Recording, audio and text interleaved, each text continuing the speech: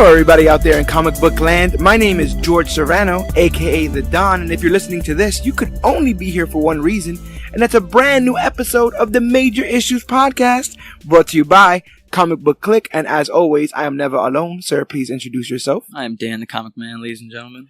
Dan the Comic Man is in studio, but today he's going to be Dan the Netflix Man, because we are covering with all the heavy lifting we've been doing lately of Marvel, and then all the craziness that's been going on in DC, we decided to take a little look at the little nugget, the little gem that is the Umbrella Academy, which is based on a Dark Horse property created by Gerard Way and Gabriel Ba. I hope I'm saying that right. Is it Gabriel? Gabriel, I guess. Gabriel? Some guy when I was watching a YouTube video of some guy reading the comic like over a screen recorder. Yeah. So that way I can like prepare. And he was like pronouncing your name as Gabriel Ba. Gabriel Ba. Only a 6 issue limited series. Grants its own Netflix. Was granted its own Netflix series. 10 episodes. That's about the length of majority of our modern day comic book properties that are not on CW, going 26 episodes or something like that. So I guess up front, without spoiling it, overall thoughts on the Umbrella Academy. Dan, who admittedly had no background with the property at all. As far as the show goes, man, I love this show. What it is it pulls me in from scene 1, right? Where all of a sudden, it's like 43 women around the world just give birth. Yeah. For no reason. Some lady jumps into a pool and pops out pregnant. It is hilarious. Like, and it asks you to give it a chance without really giving you anything. Yes, it doesn't wait for you to either understand or believe what's going on. It just kind of hopes that you do and that you follow up. And yeah, the premise is kind of weird. On October 1st, 1989, 43 women around the world give birth simultaneously, even though none of them were pregnant prior. 7 of those children are adopted. That's a kind way of saying bought by an eccentric. That is a really kind way of saying bought by an eccentric billionaire, Sir Reginald Hargreaves, and turned into a superhero team through what he calls the Umbrella Academy. Yeah, because apparently in the comics, everything he was like, or the graphic novel, everything he made was umbrellas. Yes. And so, Hargreaves... Why is an umbrella obsession? I don't get it. I don't know. And I got pretty far in the comic, and I don't think they actually reference where that comes from. But Hargreaves gives the children numbers instead of names, even though they eventually get named from Grace, their nanny robot mother. But even though he has 7 children, he only puts 6 of them to fight crime, keeping Vanya apart from her siblings because she doesn't have any powers of her own. Gerard Wade stated that his biggest influence on this piece of work is his favorite writer, Grant Morrison, who's absolutely bonkers. I love him. You can see. But he's crazy. And his work on Doom Patrol, which a lot of people also make the comparison between the show and Doom Patrol. To you made this comparison that if you can sit through this, then Doom Patrol should be like a walk in the park. Yeah, and funny enough, Gerard Way also works on Doom Patrol comics, the modern iteration at least. And that's got to be kind of cool, right? Like to make your own kind of offshoot of something, and then it gets so popular that it gets its own television show. But also, you get to then work on the inspiration of it. The inspiration of it, like that's gotta. Yeah, it's a surreal feeling that like I would love to feel. And with comparisons, the 2 big ones that they seem to get are, like I was saying before, Doom Patrol.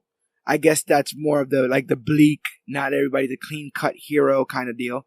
But a lot of people are saying the X-Men.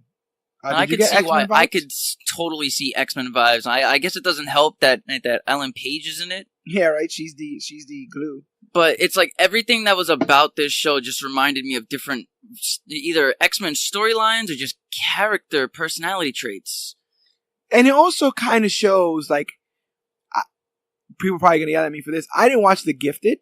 Neither have I. No. But Netflix and Fox could have totally done a 10 episode, Xavier School or something. Oh, I would love that. A series or whatever. Or dealing with just the original X-Men, the original, Cyclops, Jean Grey, Angel, Beast, and I feel like I'm missing one. But, yes. Iceman, I think it was. Iceman, he was, yeah. Iceman. And, you don't need a big, as you can see here, you don't need a humongous cast to do it. No, they just got to be interesting, have cool powers, have cool like character traits, like Klaus and his when the episode starts, you see him getting released from a rehab. So this is going to be this episode is going to be a lot more lax than majority of ours because, again, we've done so much work on the serialized Marvel Cinematic Universe. Yeah, you just had a therapy session not too long ago. We just had a therapy session not too long ago. So this is going to be a much more chill, I guess, review, not a recap. We're not going episode by episode. We're going to go character by character. A little mini pod, Yeah. And the thing is, another reason why this is so chill is because I felt like this show was incredibly chill. Even with the end of the world, they're just like, let's just get drunk. It was cool. Then there's a lot of things that make it cool that we'll get into. But without getting too spoilery, I really felt I was down for all the silliness. I was down for all the seriousness. I was down for the melodrama. I was down for the campy stuff. I was down for the violence. In a world where, like, not to beat a dead horse, but where we're like, well, in the quantum realm, and if you go back in time, and in a world where there's like a talking chimp, and an android mother, a donut obsessed assassin, when things like that happen, it almost allows you to not take the show seriously, but not in a bad way. I've showed you an episode of Doom Patrol, and we're hoping to cover that soon here. That was absolutely bonkers. But ultimately, once you took in the bonkersness of the premise of the episode, it takes you with it. Like, as long as you're willing to go, I enjoyed that entire episode because it just kept going from this to that to this, and by the end of it, you see a reveal, and it's just like, holy crap, what? Right. And that was a lot of these episodes where it's just like, holy crap, what? When you rewatch the series and you realize how much is actually just put in episode 1, how much they're setting up. No, I said that the other day when I was trying to show someone that donut shop fight scene in episode 1. I think I was in I went through episode 2 and 3, and I'm like, wait, I can't find it. Yeah. I had to go all the way back to episode 1 and realize, holy crap, this episode is compact. Yes. There's a lot that goes on in this. Yeah. But yeah, before we get into, I guess, specifics, I want to let everybody know the Umbrella Academy, the book that this is based on is the Umbrella Academy Apocalypse Suite, which was released by Dark Horse Comics between September 14th, 2007 and February 20th of 2008. So the book that this was based on, and I'm pretty sure you want to say very loosely based on. Very. I try to put Dan, as we are one to do, we try to look at the source material of these I like that because I like to go by like the books and the source material don't matter insofar as adapting every single piece of writing, every panel, every page from a book. You do not have to adapt everything because there's just a lot of internal monologues that are written that you can't visually show. Exactly. But I do want to see what the differences lie between the shows and the movies, or sorry, the shows and the books, or the shows and the books and the movies. Like, that's what I like to see. So I wanted to read this. I was actually very curious to read it, especially since when we did Kick-Ass, I enjoyed the entire 8-issue series that I read. Yes. The book. How many issues? 6 issues. I said, yeah, 6 issues. That's very short. That's 139 pages. Yeah, it's a volume. And volumes very rarely have the stakes that limited series has, which is basically the apocalypse. The same thing as the show. How it handled it is very different, and I think ultimately what's the most interesting when going from the source material to the show is looking at what they chose to elongate and what they chose to say. We could do a whole plot. That's what I do appreciate from the show. At the show's end is that there's a lot of small little moments in the book, especially like issue 2 and issue 3. There was a lot of these little moments where it's like, holy crap, they made a whole episode on this. Yeah. So I like that, but I also like how the show did extend more moments that I wanted to see extended in the book. Like the funeral was a lot different in the book than it was in the movie, but it also hit some points, and you're like, "Oh, I remember when that happened." Like, yeah, that's That's and the whole hatred of Vanya, like that whole Vanya and Diego, like the way they minced their words in one of the episodes, it's the same thing, but at least in this episode, at least in the show, there's a reason for it. Yes. From what I read so far, it's like there was no... They just hated her. Well, they also all have a sort of a resentment because of that book. Right? No, like Super that was... Extraordinary or whatever. She like wrote... I think she like wrote everything to paint them as bad guys. Yeah. Which is funny, in the show, the review on the book flap was written by Gerard Way. That's pretty good. That whole little book flap was written by him. That's pretty good. Like the one that when they say like when it's what Ellen forward, Page, the inside, when Ellen Page is reading it, that whole thing was written by Way. Oh, and we spoke off air about this, but the title card, I guess you would call it, best part of the show for me. How they're able to place the logo and the name of Umbrella Academy on cups, on actual umbrellas, signs in the background. My favorite one was, I think maybe episode 5 or 6 in the cold opening where all the kids, the adults are around the room. Yeah. And then an umbrella just opens randomly. Oh, yeah, and Klaus jumps up, and you just see it says Umbrella Academy on it. That is my favorite way to show the logo. That was brilliant. That was the most intrusive. The logo it was like really meta at that point, because now they can see it. They don't see the logo, but they can see the same umbrella that we were. Yeah, so it's like we both live in that same time as them. One of the things that I think makes the show stand out and makes it very interesting to watch is the music that is used. Yes. The licensed music. We'll talk about licensed music up front first. But when you think of licensed music, when you think of some of the scenes of this that were backed up with licensed music, what are some of your favorites? Istanbul by There Were Kings. I think the band's name is There Were Kings. Oh, They Might Be Giants. They Might Be Giants. Yeah, because I've never heard... I've heard of songs that sound like it in many ways. Yes. Especially like... it's weird to say pop, but pop music from the 60s, especially if it's from like UK, have that very similar sound. Yeah. But when it just came out of nowhere with number 5, donut shop fighting these guys, and it's just like so many things are in my head. 1, wow, this is like a James Gunn work. Yeah. 2, wow, we need Damon Wayne in live action. And 3, wow, I need to add this to my phone. Instantly. I knew the song, oddly enough, because it was on Tiny Toon Adventures. No way! Yes. Tiny Toons was weird, because it dealt with a lot of, it dealt with adult things and then, played it off. No, when you get older, you realize, Right, and it used to have this episode where it had adult music in it. I know the episode you're talking about. They would just do music videos with that. I don't know how to even describe that. It's a bunch of weird stuff. But they had they did "Nothing Compares to You" by Sinead O'Connor, which that's not child at all. No. And if I'm not mistaken, the woman who sang it had cut her hair bald. It was probably one of the ducks. No, So she was bald singing the song. So it's very meta, but too meta for me. I'm too young to know what's going on here. But I never forgot the song that said Istanbul was Constantinople. Now it's Istanbul, not Constantinople. I remember that as even a kid. And even and in New York, it's called New Amsterdam. I never forgot that. And when just like Yakety Yak is another song. Yakety Yak, don't talk back. That was another song that was in that show. And so those songs have always kept in my mind, but the way they were able to use it, I thought, oh my God, it was amazing. No, it was brilliant. It's like they understood music for some reason, and it blended so well. What's that song? From your favorite, one of your favorite scenes, the dance scene. Oh, let me talk about that a little bit. That song, first of all, I think We're Alone Now by Tiffany is now on my phone. A lot of these songs are on my phone. Yeah, I mean, I've actually gotten the score on my phone as well. I did not expect that song. I did not expect that scene. That scene to me is a level of genius that I can't even express. And the weird thing is, though, and I'm glad that we're able to do this, because everywhere I look, I'm not hearing my opinion.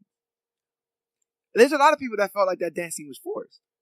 And I did not feel that. No, I agree with you. It's not forced at all. I very much found myself going, is this what they're doing? This is what they're doing. Am I down what they're doing? I'm down what they're doing. Worst part is I've done what they've done. The second that I've heard the door to my house close, I have walked to every single room. I've seen nobody in my house. I will blast music and dance in the kitchen of all places. I dance in the kitchen. So it's like I understood what they were feeling, especially coming from like knowing of their father's death. And they had all just kind of like didn't they fight with each other? Yeah, weren't they fighting with each other? They had all just told each other off. They had all been very mean to one another. And the schlubby, exhausted way that Ellen Page is dancing, like just I want to dance, like I can feel the music, but I'm also having a bad day, so I'm not gonna let the bad day stop me from dancing, of course. But the day kind of sucks. Diego was the best part. Diego killing was it. The best. Even Klaus dancing with his father, technically, with the urn. Yeah, well, and then I think he knocked it over. Yeah. Oh my God. All of that stuff. Luther hitting like the ceiling because he's too damn big.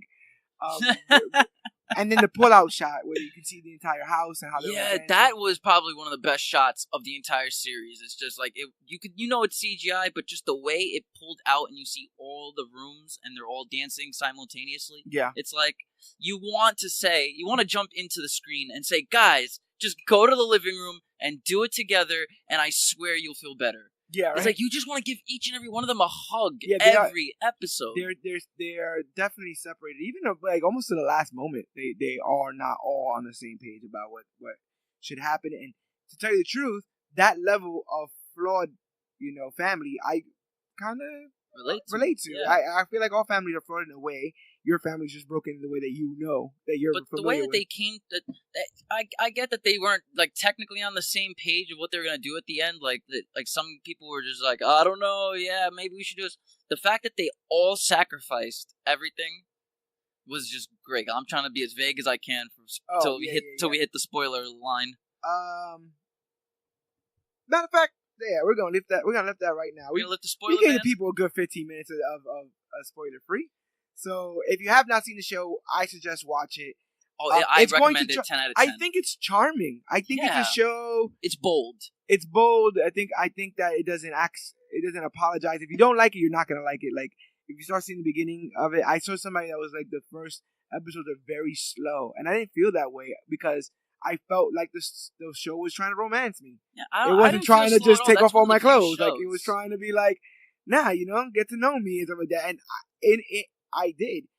And I think that a lot of this, I think that the cast is so talented, but so different in their variety that somebody has to hook you, right? With everyone in the show, I feel like somebody has to hook 100%. You. There is no way that even the bad guys won't be able to hook you. Even Kate Walsh is interesting. And you'll find one and just follow that one for 10 episodes. Like that's enough. That was enough for me. And if you don't think that you'll like this show, I'm just going to tell you right now, you should watch it because Kevin Owens is in it. Yeah. Oh, yes. Cameron Britton, my Kevin Owens. Guy looks just like damn Kevin Owens. I like I said, like I was saying, we kept the music spoiler free. Those were both from the first episode. But let's go a little further. I really, really liked Nina Simone's Sinnerman. Yes. Which they played when they were in the academy, when Hazel and Cha-Cha goes to the academy. Oh yeah, when they attacked it looking for number 5 and they got Klaus. Yes. I really dig, and I think I hit you up about this. This year's Love with Patch. Yes. That was sad, man. Diego goes through some stuff when we go into our characters. In those first 4 episodes, I think Diego had it hard. No, you are not even wrong. Like especially the way they showed it. Yeah. They show of all the characters, they showed Diego having the most of his heart on his sleeve. Yeah, and he definitely went through it. But the way that they were able to use that music, and again, songs that you know, songs that you don't. I think that song really resonated in that scene. Especially considering that we had not seen a lot of what Detective Patch and Diego's relationship was. Yeah, we just have to assume in that moment, from that death, and from the little bit that we saw before, but mostly from his reaction to that, we were able to see how much this person meant to him. Underlaid by this beautiful music, I felt like I think it was like subtly said that they used to be partners. He was in the police academy. He was training to be a cop. Yeah. So they probably met in the police academy and just did they probably were really good friends. But yeah, that death scene was sad. Same for with the mom. How did you feel about? Since you're looking at the music, well, what was the episode where they burned down the lab? Oh, Run Boy Run? Oh my gosh. No, I think it was not. It has to be after. Oh, it's Shingling by Tom Swoon. Hazel and Cha-Cha get high and start a fire. Yeah. that is probably the most. Like, by that point, if you're not in on the show, I don't know what to tell you. That I remember hitting you up, just telling you that this scene is like absolutely you told me that's the scene that sold you on. Yeah, and it's just I'm hooked. There's no way. 4 episodes in, this is hilarious. They're eating his brownies, thinking it's his actual food, not knowing that it's pop brownies. And they were already ridiculous as characters. Yeah. And so the idea that they would get high and just ride that, like still do what they have to do, just ride the high and just be high while they do it, was very interesting. And that tracking shot into the room of the lab that you just see them have their hands in the air while the fire is going. They're so pleased with themselves. They're so pleased with themselves in the entirety of that. It's really, really funny, especially when they put on the masks. It's even worse and more surreal somehow. Oh, it was such a great scene where I knew that there was no way I wasn't finishing this show, even if I knew that we were covering it as an episode, even if we weren't. And you just told me to watch this show. There was no way I wasn't continuing the show because of that scene alone. I have an axe to grind that I'll grind right now, so we're gonna put it a halt to because my actual favorite musical moment probably goes a little bit more into cinematography, what they're able to do with the shots they choose on this show. Yeah, I know you were enamored by the color palette, especially when they would go. Oh God, it went from neon to like muted. Most of the flashbacks are warm. Yeah, they glow. Majority of the stuff in the mansion is muted, like you said. But whenever you would go to places like the donut shop, it was pastel. There was so much pink, so much blue. Yeah, it's like every time like you went to where was it? Whenever they were at night, and you see like Klaus's scenes, green neon all around, and I'm just loving it. Like, wow, like you're really blending all these weird type of palettes that you wouldn't think would go together. Yeah. Just each speak to every scene you're watching. Yeah.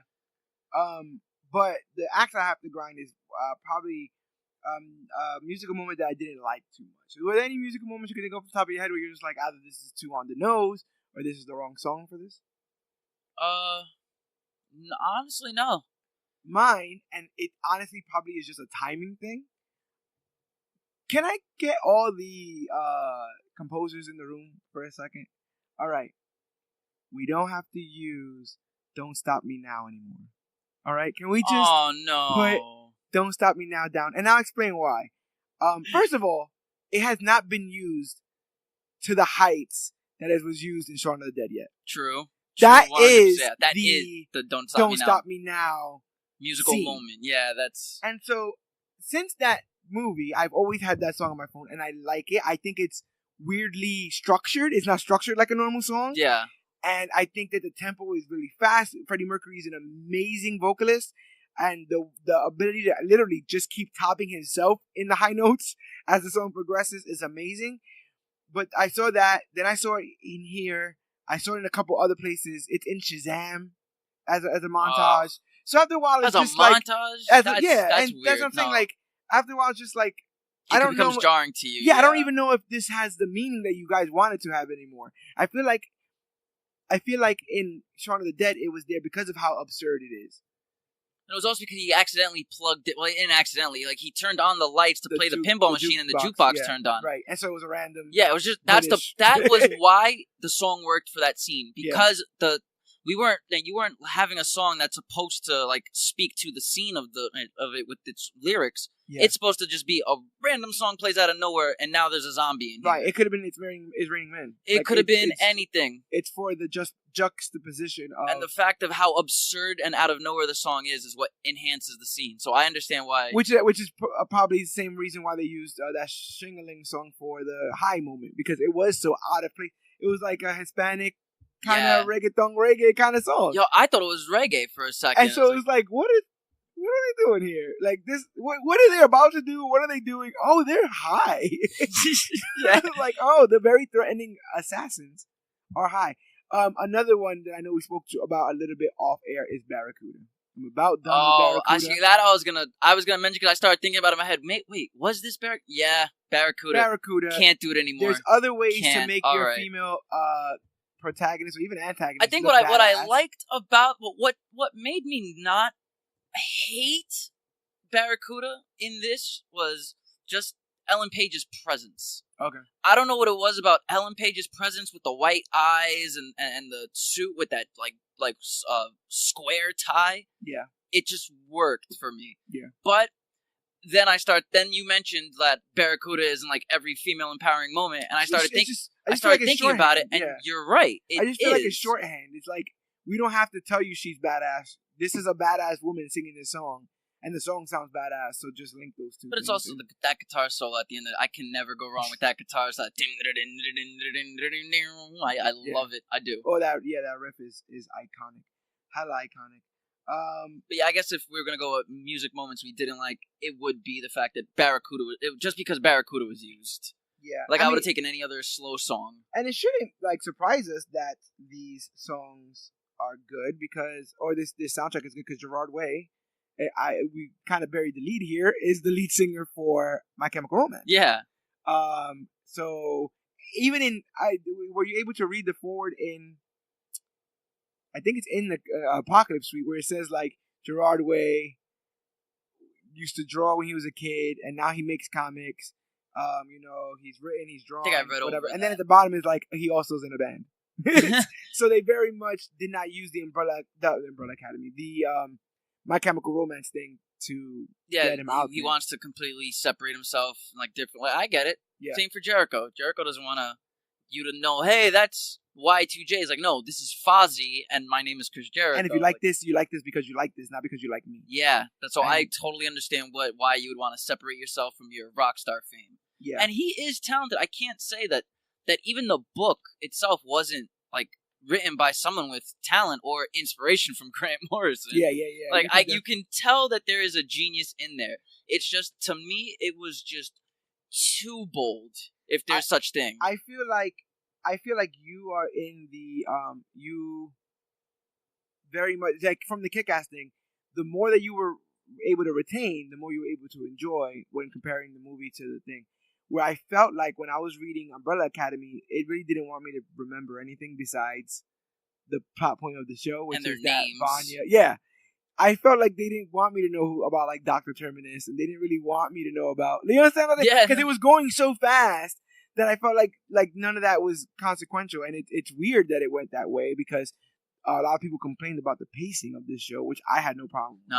No problem whatsoever at all. And this is coming from a person who watched an episode of this show that is inconsequential to the entire show.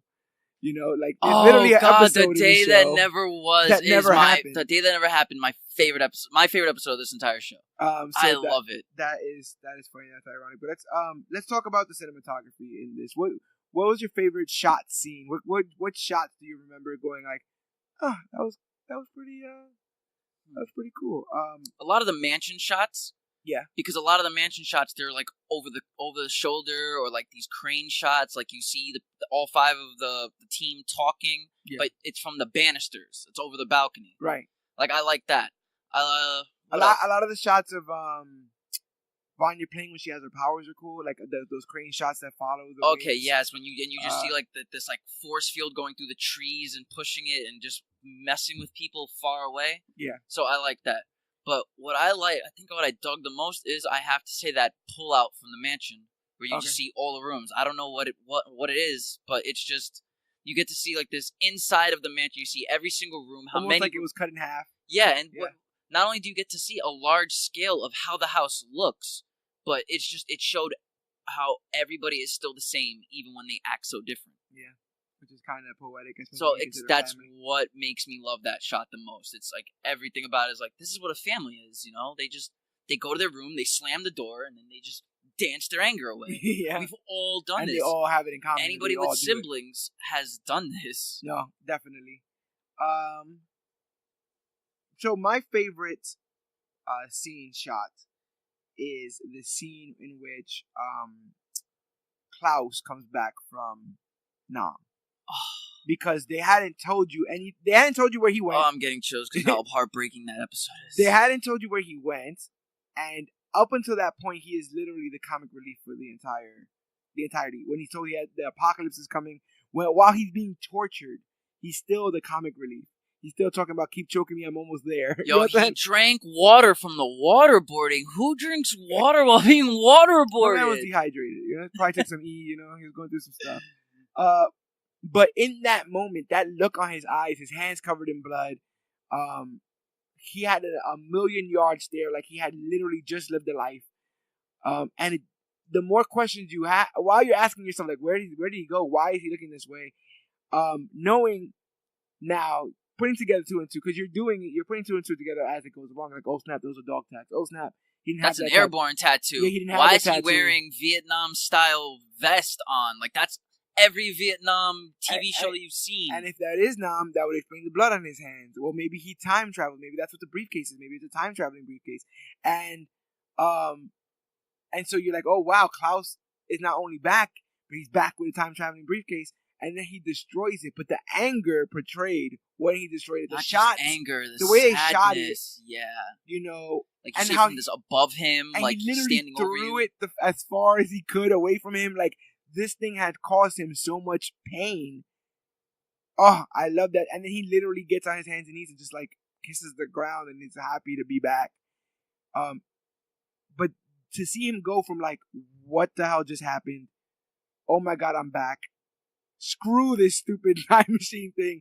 Like, all of those things without any words. And then the music, the song "Mary" by Big Thief is one of the most hauntingly beautiful songs. That is probably in my top 3 for music moments. Like that, you just hear that voice, that like hollow, high pitched voice. It's haunting. It's very, very. Oh God! And there's not many instruments in the song. It's just a piano, and so it's a very quiet moment in somebody's mind that. I mean, no offense, wouldn't shut up for a while. So, like, what can have the guy who always has something to say speechless? You understand? What can make him cry if torture doesn't? If his dad's death doesn't? If arguments between his siblings don't? If not being taken seriously by his siblings don't? What could rock him? And in that moment, that actor killed it. The music was awesome. And that's one of the best scenes I can remember in cinematography fashion. But like you said again, big ups to them destroying the lab, because the way that was shot, and then they would do like the 3-panel shots, like a comic. Yes, where it just comes down, like just each side swipes, like that was great. All of that was really, really cool. And I guess if I'm gonna go 3, because I just have to mention one more, it's definitely when Klaus is taking a bath after Vietnam, after he gets back, and Beethoven Symphony No. 7 plays. And you have the lights flickering with the helicopter What I love sounds. about that is, it's like, I watched a movie called The Fall by Tarsem Singh, and in the beginning of the movie, the opening plays that song. Yeah. And I remember the first time I ever heard that song, I fell in love with it. It's become the anthem of, like, just leave me here to die. Yeah. Like, it's become the anthem of absolute. Oh, there's this part where it just despair. Goes bum bum bum bum bum bum, and I'm just, you see the lights flicker, and every time the lights are flickering, it goes from that like sound that light bulbs make to literally helicopter like propellers going. Yeah. Woof, woof, woof, woof, woof, woof, woof, and it's and when you consider that he was already plagued with everything that his powers brought. Now this is a whole other level of trauma, and it's like, what can we do to go on? It's like, it's one of the most best like ways I've ever seen like a TV show or a movie just portray PTSD. Yeah, like just and it's instant PTSD. It's like, oh my God, like he can't even bathe properly without just hearing helicopters and gunfire. It doesn't make him angry. He's not trying to lash out at anybody. He's just affected, and most of the time, when you're affected with trauma, to not theoretically traumatize other people, we keep it to ourselves and fight these battles alone. And I think it was very interesting to watch him go through that. He goes through so much this entire show, especially when he's trying to quit drugs so he can finally figure out what his powers really do.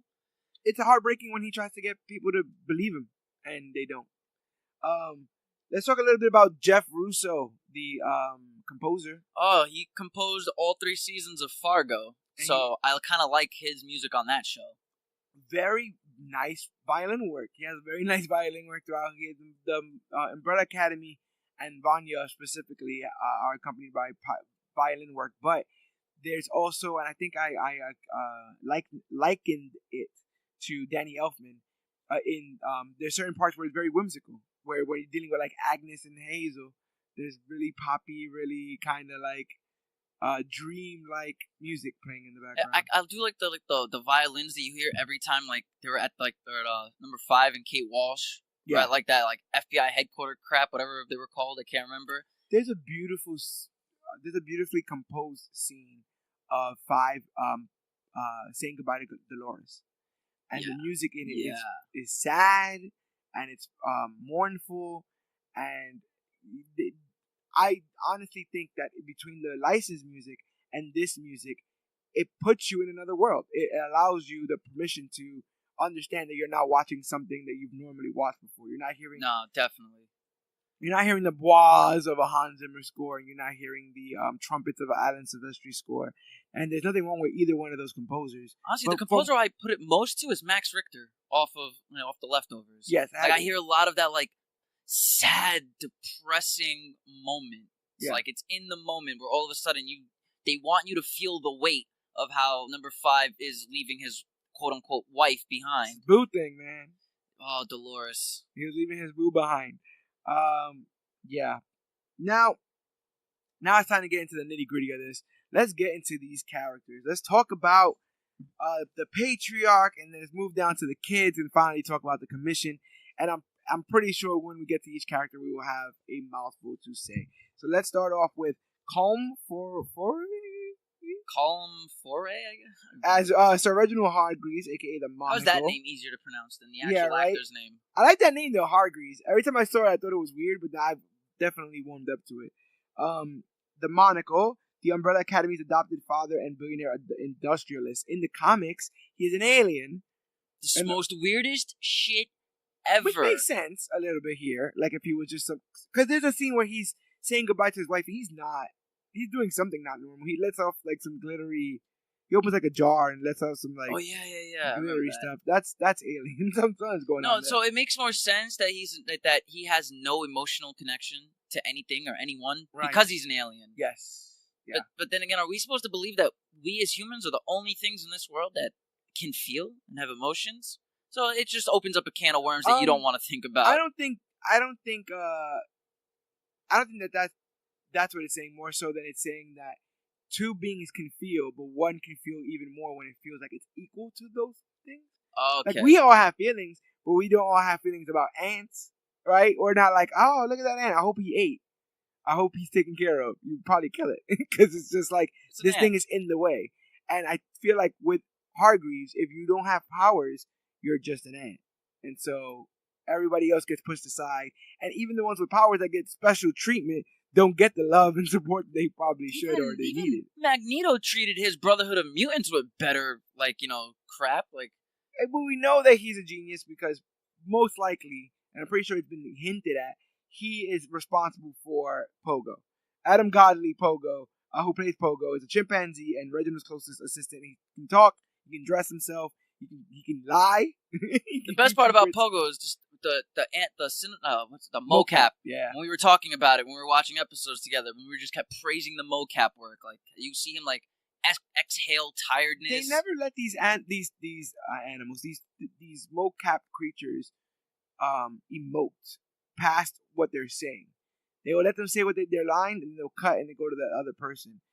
Little things that add are like pauses. Someone pausing, someone exhaling, changing their tone, squinting because they don't know if you understand what they're saying. All that kind of stuff. All that is very emotive, and they don't never let people who do motion capture CGI characters do those things. So every time Pogo paused, took a breath, sounded tired, sounded frustrated, it added a lot to the gravitas of what he was talking about, and it also added a little flair of like, he's also a member of this family. He's also been through all of this and knows all of these people. And when he's had to expunge that he's known things, it feels like there's a weight to it. Like when he had to tell them that he knew about Hargreaves, and he knew about Vanya, and he knew about the space mission and all that kind of stuff. It did not seem like those were easy confessions to make. He could have just, like Reginald, been like, these are humans, I'm a chimp. Whatever he does to them is inconsequential to me as long as he keeps feeding me and keeps me up to date. Like, these are his experiments, and I will treat them as such, and he does it. I feel like there's a level of affection that Pogo has for these kids. Like, there's a scene when the mother comes back from the dead, seemingly the dead. Pogo fixes her, and he's just telling her, like, you understand why we have to keep this quiet in between us. Yeah. And then a couple of scenes later, you see Diego. It was in the day that never happened or whatever. Yeah. It was she's about to tell him, right? And you see Pogo in the back, and he literally gives her like a squinty-eyed look. Yeah. And he like crinkles his nose, he moves his cheek. Like, yeah, he gave her one of those "you better shut your mouth" type looks. And I'm like, on a mocap, that's amazing. That was absolutely amazing. How do you feel about Sir Reginald Hargreaves' parenting methods? If you can call them parenting methods, yeah. He chose not to name any of his children. He never refers to them by name. He does train them. I think at one point he exclaims that they have a half an hour of free range play every Saturday. Yeah, free range play is on Saturdays from 12 p.m. to 12:30. Yes. Oh my god. So you have that. He was basically raising his own little army, right? And according to some members of his family, he had always been anticipating that this family would be needed to stave off some sort of and he says in the book, when they asked him why he adopted, I know it didn't say it in the show, I know in the book, when they ask, why did you adopt these 7 kids, he's like, to save the world. Which is pretty cool line to throw at the time. And then they're just like, from what? What do you mean from what? I'm just here to save the world. Don't worry about it. Before we leave Hargreaves and Pogo, how do you feel about Hargreaves' death eventually being revealed to be a suicide? And that he did so that he can bring all his family together? The lies don't stop with this man, and no. I just can't do it no more. And when we get to Luther, you people are going to understand why I can't do it anymore with these lies. Who kills themselves to get their kids back together? Just literally call them up and say, hey guys, listen. I know you don't like me, but we got a mission that's life or death. This is above me, but above everybody But does everybody else pick up the phone, though? Does Vanya pick up the phone? Does Allison pick up the phone? I don't feel like they will. I think Luther might. If it's Pogo calling, if it's the mother calling, don't have Hargreaves call. Have Pogo pick up and say, listen, we need you back at the mansion. At least come for an hour. Yeah. You know, this is life or death. This is above petty squabbles. Right. You know? But no, he's like, my kids will never listen to me. They'll never come here. What am I going to do? I'll just off myself. How funny was that, though, when Klaus tries to tell Luther that his father killed himself? He's like, don't worry, I figured it out. Because I spoke to him. Dad killed himself. And he's like, I don't have time for this. He's like, yeah, this doesn't make any sense. I don't have time for this. They had always been looking for an ulterior motive because they said he was too smart to just go out like that. I think the original autopsy report was a heart attack. Yeah. And so natural causes. But Luther would not let that lie, and it turns out that he was right. It was not it was the mother poisoned him. No, it wasn't. He killed himself. Oh no, that's I think the mother gave him. That is what I love about this show, and what I don't love about this show, because it subverts your expectations. So I love it, but a lot of the subverted expectations literally leads to nowhere, and the scene before it makes no sense. All right, so was it episode 1 or episode 2? When Luther goes to the boxing gym to talk to Diego, and he's like, listen, Dad's monocle was missing, and when have you ever seen the monocle? And then when he leaves the room, Diego unclenches his hand, and the monocle is in his hand. Yes. But it's never talked about ever again. And then he also throws it in the ocean. It's like, and what? We don't know what Diego had to do. What did he do? Yeah, because you would even think that he did that to cover up for Grace, but they didn't know about Grace yet. So yeah, it's a lot of. It gets. Honestly, there was no reason to show that he took the monocle. It was just supposed to be that murder mystery part of the episode, which I dig it. But then again, it's like, but why did he take them? What was the point of taking the monocle? I think the biggest thing is the murder mystery does definitely does bring everybody together and does affect Luther, because he's the one that he's number one, And so being number one, he feels responsible and bringing everybody together and stopping this threat. But I will also say that somebody else who took it considerably hard was Diego, and we'll get to him when we get there. But so he spoke about Hargreaves' death, unnecessary, but he felt like it was the catalyst. He Agent Coulsoned himself so that he could fix this. But he Jonathan Kented himself from just to get everybody together. From an unnecessary death to maybe an undeserving death. How did you feel about the fall of Pogo? Man, right? Stabbed through the deer. Oh, right through the deer antlers. stabs through the chimp. Deer wins, I guess. The deer versus chimp. The deer always wins. In case anyone had any bets on the chimp. How did you feel about that death, and how did you react to the idea that Vanya would be the one to do it? Is it weird that a lot of like the Vanya stuff, when she started getting her powers, when she started figuring out that she had powers this whole time and that it was kept like suppressed, I started getting parallels to the Dark Phoenix saga. Were you down with her though? Were you down with her blowing up the mansion? Were you down with her killing Pogo? Yes. I wasn't at that point. Really?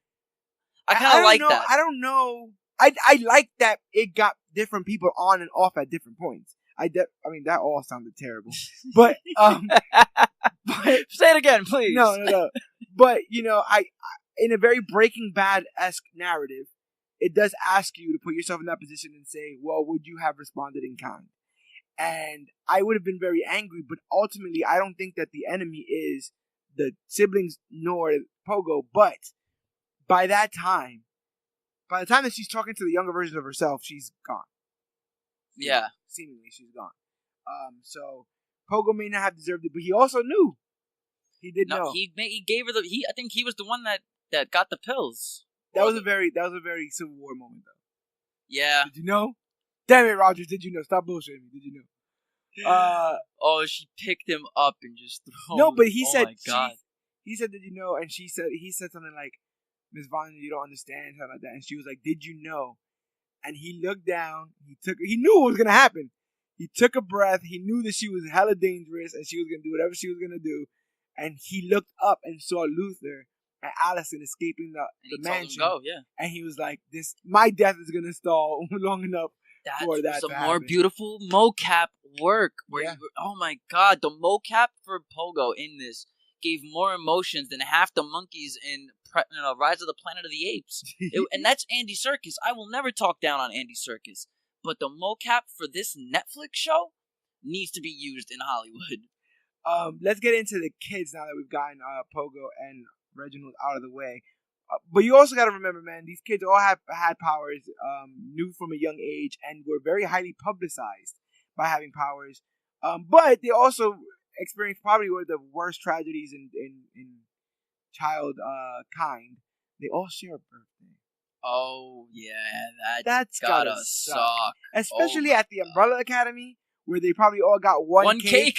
Yeah, I was just thinking that. And they had to vote on the cake, or maybe it was Reginald's cake. This is the cake we will have every year because it has the greatest vitamins and minerals. Knowing him, it's probably some plain ass. It's a pound cake. Stop saying it. Oh God, it's a pound cake. That's what it is. It's a pound cake. It's an endless pound cake cut into loaves and given to the children. And he didn't even want to cut it. Grace cut it. You see, she has a theatrics for the meals with those pancakes and all that. Oh, those pancakes! God, anyone ever make you those kind of pancakes? I've never had. I have never had those like kinds of the pancakes. berry happy face pancake or the bacon happy face pancake. This happens a lot. I never remember Walter White used to make bacon numbers. Anytime I've made face type food, it's always been for myself. I've never had anybody like put me a plate of pancakes that had a smiley face and whipped cream and berries. Then again, I am very about business with my food. You understand? I'm paying my exactly. food. Like, why am I? Understand? Why do I want to look at it? I'm trying to eat it. I'm already thinking about it. I'm salivating and thinking about it right now. But let's get into these guys in numerical order. Starting off with, I'm assuming your man's here. This is somebody you had a lot of affection for. Oh man! Tom Hopper plays Luther Hargreaves, aka Number One, aka Space Boy, an astronaut. AKA Podrick Tarley! An astronaut with super strength. He lived on the moon for 4 years as a mission from his father. And he was the only one of his siblings who did not leave the team during a mission. He was severely injured. To save his life, Reginald Hargreaves injected him with a serum that turned his upper body into that of an ape, which is a little bit of distance from the comics. In the comics, he's injured, and the only thing they're able to save is his head. So they put it on the body of a Martian ape. Yeah, I kind of like in the show that there's a whole reveal around, like there's a mysterious of why he's that big, because but that's the everybody thing, says they barely call attention to it. There's a scene in which Diego throws a knife and it cuts him, and you see a little bit underneath the jacket. But no one really calls attention to the fact that this man is freaking huge. No, don't they say like, "Yeah, you've been eating? Like, what have you been eating?" They're like, "Wow, you've gotten big," but no one's like, "You need to explain this." You understand now? Yeah, I guess they never cared. I guess right, and because he has super strength, so I guess he would get big as his cells advance. I also feel like a less confident show would have had to have that up front. Yes, 100%. 100%. Well, we can't trust people to like still be interested if they don't know what's going on. So, where I feel like that's how you tell if somebody's interested, by not giving them all of it and see if they follow you through.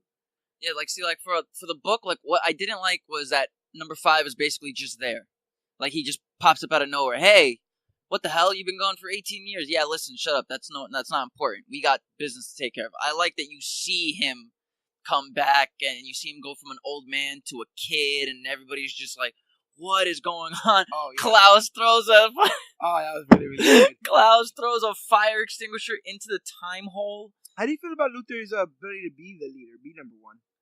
I feel like he's trying to be number one in a time where there is no more leader.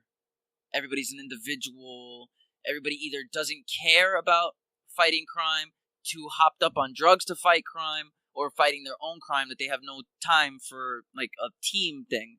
So he's still trying to be, I'm the number one, even though there is no oldest. That's what's the funniest thing to me, is like he's trying to be like, I'm the oldest mentality without really being the oldest, because they all are the same age, all born at the same time. Right. But I guess it's not easy. It's not easy to be the leader. It's not easy to make the call.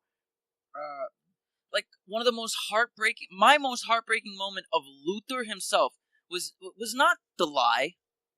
Yes, that pissed me off, but it didn't break my heart for Luther.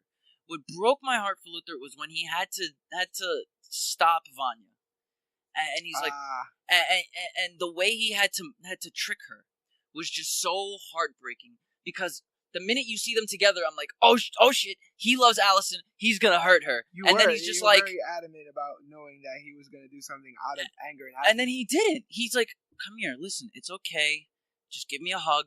And I'm like, oh. I believe at this point you actively applauded, because you were like, Luther has a good heart. He did not do anything to Vanya. And then he starts choking her out. And I didn't know what to do. At that moment, I thought he was going to legit actually kill her. Yeah. I thought he was going to kill her. And I'm like, holy crap. And then he locks her up. Even Diego's like, you got to get her out of there. Well, worse than Diego, even Allison. Not only the person that he cares about the most, but the person who's the horror was inflicted onto. Yeah. She's the one. She's trying to like push him out of the way. She's like, no, let her go. She's doing the whole guilty remnant thing. He's trying to put his foot down. And a lot of times when he does, and it's hard. A lot of times when he does, they don't take him that seriously, or they don't take him as seriously as they should, and that kind of sucks. So, but yeah, because it's funny though. But the one time that they actually do listen to him, that he actually is being a leader and saying, "Listen, this is what we have to do," all hell breaks loose, and she just becomes 10 times more powerful. Yeah, that's what's so great about this show. Is like when he tries to do what's right, and the team finally backs him up and says, "Okay, this is the right thing to do." It just makes things cataclysmic.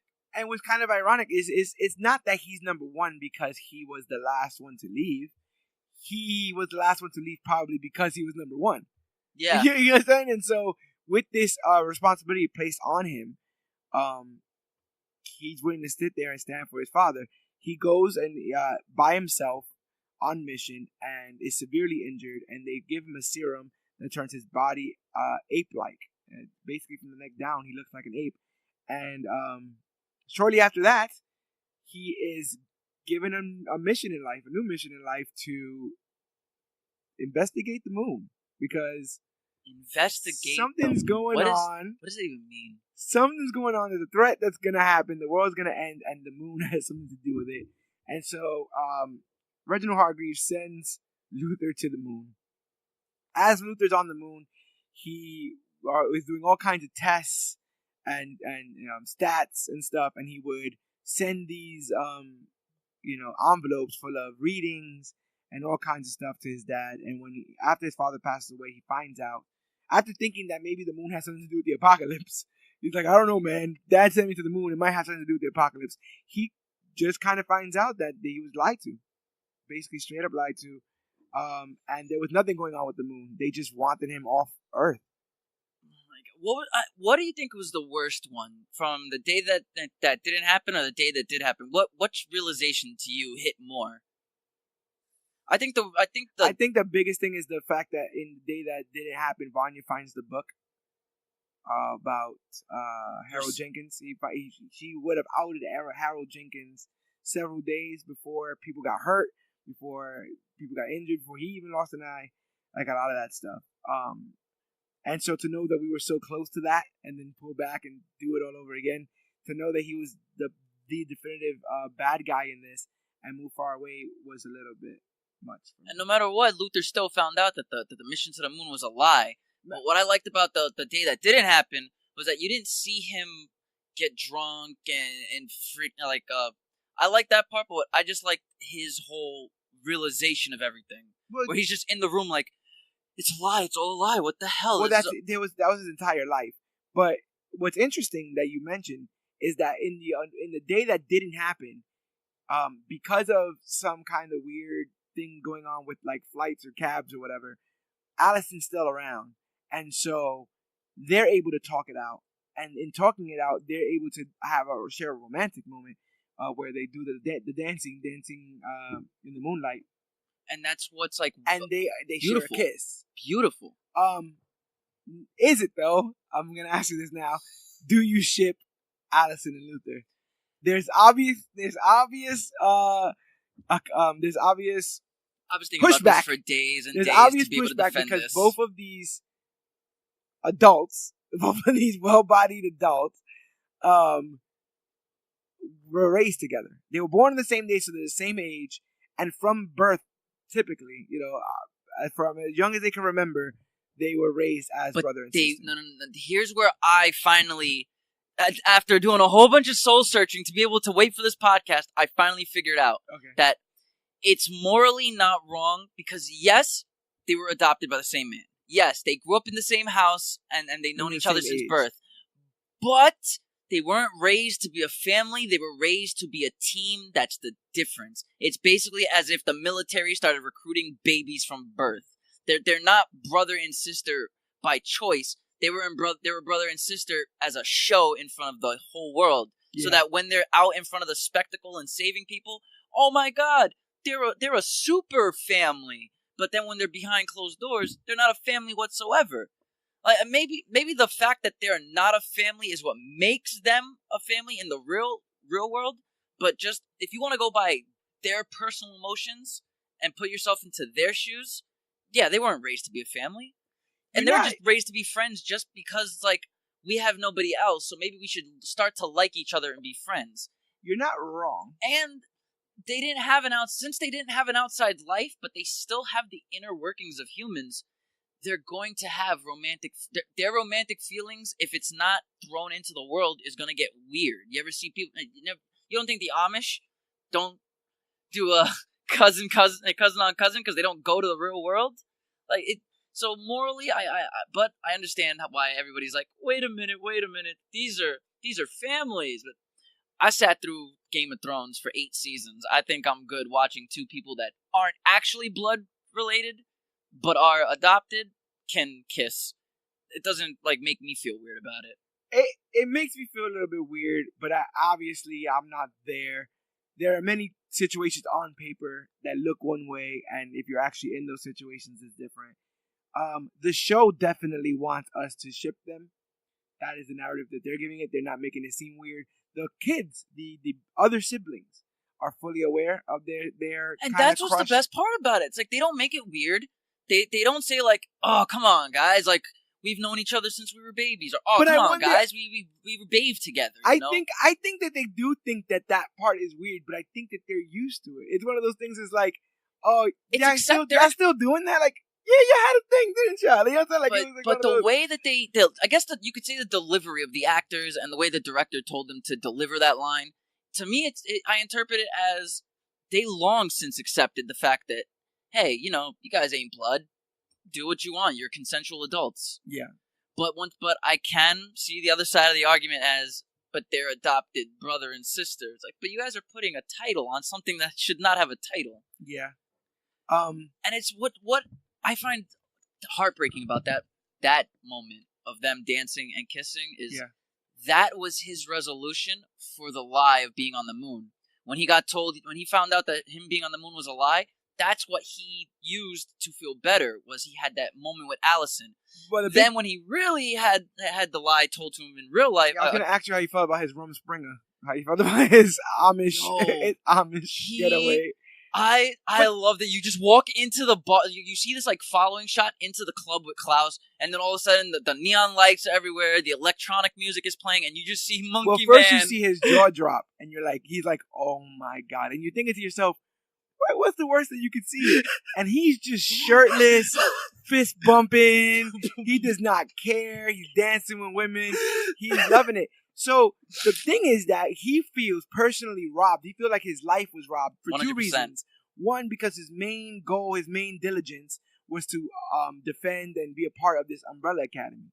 And so he definitely feels let down by that. But then also this mission to the moon being a hoax, he lost years of his life. And he even says to Klaus, I think it's Klaus, or Allison, that like I wasn't even able to date. Like I wasn't even able to be intimate with anybody or live my life because I put everything on hold for him. Yeah, he told it to Klaus.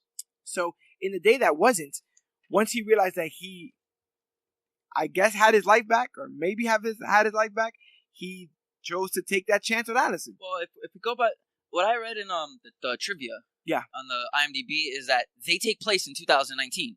Yes, did they show it? I couldn't remember. I think they did show it actually, a date, but I know they take place in 2019. So if they're born in 89 and it takes place in 2019, they're 30 years old. Yes. So that means when he went to the moon, he was half past 20 in his 20s. Oh, I didn't even think about That'd be like me right now, because I'm going to be 25 this month. Me right now, my father sends me to the moon. I come back in my 30s and find out that the entire trip was a lie. And some of us are married, and some of us have careers, and some of us... You guys don't even recognize me at this point. Like, and not only that, but nothing has changed really of you. Really? Like, you're still that same, in that mindset, you're this hard-ass, straight-laced man who's like, I'm the leader, I'm the this, I'm the that. And it's like, nah, we've been doing stuff while you were gone. Are you kidding me? Like, I'm a movie star. I have a kid. Oh, I've done rehab stints. I wrote a book. Yeah, there's a bunch of stuff going on. Yeah. Like they lived their life as much as they could, and Luther didn't. Yeah. Breaks my heart with that lie. That lie was why I love Luther more than any character in the show. Because he went through with it? Because I feel he had nothing. There was nothing for him. Yeah. It's not that, the fact that he didn't have a personality, to me, gave him a personality. Yeah. And that's what I loved. And then when he finally was like, you know what? I'm just going to be who I am. He's wearing his stuff without having to be in a jacket. Like, he felt more confident in himself. It was great. Yeah. To see the confidence rise after that lie. It was pretty cool to see. And I mean, it was also very funny to see him sheepishly be embarrassed by it. Everyone is, at this point, everyone's moved past. They've lived their adult life. So this is all, Oh, so yeah. It was like, was that your first time? He's like, It's all trivial, but at every point, even when he mentions it in front of Allison, he's very much embarrassed and all that kind of stuff, which shows you how far stunted he is, how many years he wasn't able to experience. You can listen, 1 year of your life spent doing anything that you've never done before will change your life. Oh no, I went to military school for a year. So 1 year of your life can do wonders. 4 years in isolation, who the hell knows? So poor Luther. We got David Castaneda as Diego Hargreaves, number 2, the Kraken. Probably the one I relate to the most. Not saying not going around saying I'm throwing knives and stuff like that. And he's not even my favorite, but as far as like almost everything he said I agreed with. Almost everything he wanted to do I was down with. He has an anger problem, but he also has a I want to get shit done problem, which I very much relate to. Like, he doesn't want to wait for Luther. Luther be like, okay, we gotta go here. He's like, what's the plan? we're gonna go there. He's like, that's not a plan, bro. Like, you keep trying to be the leader in this, and you're not leading. You're just pointing at things, and that's. He was the only one that didn't care for his father anymore. Yeah, like you actually see like everybody else gone. felt a weight from him, but he was like, "Are you guys stupid? He hated us. We hated him. He was an asshole." But I also think he got that because he had such affection for Grace. Yeah, and so being able to place all of his love in another parental figure, he can distance himself from Reginald. I felt like they all kind of dug Mom, but no one dug Mom like Diego, and I'm a bit of a mama's boy myself, so I definitely got that as well. He was heartbroken, and the fact that he, in his head, killed his own mother. Yeah, and then he couldn't even talk about it. He's like, I let her down, and even him stuttering every time he was talking about his mother, and he started stuttering. Broke my heart because it's like you see that little boy just looking for his mother. He even stuttered when the house fell. When the house fell, it's like, what happened? I'm like, oh my god. He was trying to get her out of the house, and he stuttered there. So like that, he's the only one I feel like wanted to be a hero. Yeah. When you look at the family, yeah, Luther was doing what he wanted, but I feel like Luther was doing what he wanted for Dad. For honor his memory. Whereas and all Diego, that. as skewed of a view of justice as he had, he did have a view of justice. He did want bad people to get what they had coming to them, and he did want good people to be saved. His introductory scene is him going Batman, and saving somebody from, I think, a kidnap situation or something like that. Which is even more weird now that you bring it up. That because I can see now that he is the one that had like the more hard on for justice in a sense, but. Then I should have seen him and number 5 do more scenes together because they're the only two that were trying to actually like save the day in a sense. Well, now this was brilliant because you're right. They should have been on the same page, but the writing put them diametrically opposing when Patch dies. When 5's trajectory, which Diego should have been on, directly crashes into Diego's, and it's become why help you? Your plot got my loved one killed. And let's talk a little bit about that, like just his relationship with Patch, which we find out a bunch of stuff about. Like, he got kicked out of the police academy. He's been working with Patch for a while. She knows that he likes to go out in the middle of the night and try to save the world. That's very much Diego. Like, she knows that about him. And then he gets on her case because I guess he feels like she's sold out by joining the police academy. And then he tells her to do things his way. She tries and she dies. See, that's what I love about brilliant writing. It's like these little foreshadowings that like you're not gonna see until you go back and watch it for a second time. Like unless you like can have like a memory like where you soak in information within seconds and remember it within seconds. Uh-huh. It wasn't until that I saw the flashback when he wanted to kill Hazel and Cha-Cha, but number 5 told him, if you want to honor this girl's memory, do what she would do. What'd you like about Patch? She had a nice ass. I mean, what other stuff? Like, okay, can we go to a more broader spectrum? He's like, what other things did you like about Patch? So she believed in people. She believed that there was good in the world. And he's like, yeah, well, then I don't think you should kill people to honor her memory and all that. And then Then they do this flashback where he's like, you've been doing things your way. Maybe you should try doing things my way. And then another flashback goes to her dead, and I'm like, that's brilliant foreshadowing. Because she literally dies. The episode, he says, do things my way. Yes. Yep. And he's saying, oh. But even worse than that, she called him. Yeah. And he wasn't home. And she was like, just. And he's like, you should have waited for me. Why didn't you wait for me?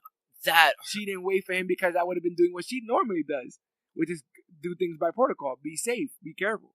Which is not what Diego does. And that is what hurt the most, where he even takes his gloves off because I personally know that a character like Diego would know the second he takes his gloves off, his fingerprints is all over the crime scene. Care. He needed to touch her. He didn't need to hold her in it. He needed to take off his gloves and feel her skin within his skin one last time. Yeah. And just that whole this year's love playing with the blood going all over her cheeks and his hand and him crying after just losing his mother. Yeah. That's what sold me on that. This is the broken character that I always look for in everything I watch. I always do it. I always look for a broken character in everything. We were talking in the Avengers Therapy session about those characters representing different ways people deal with trauma and grief.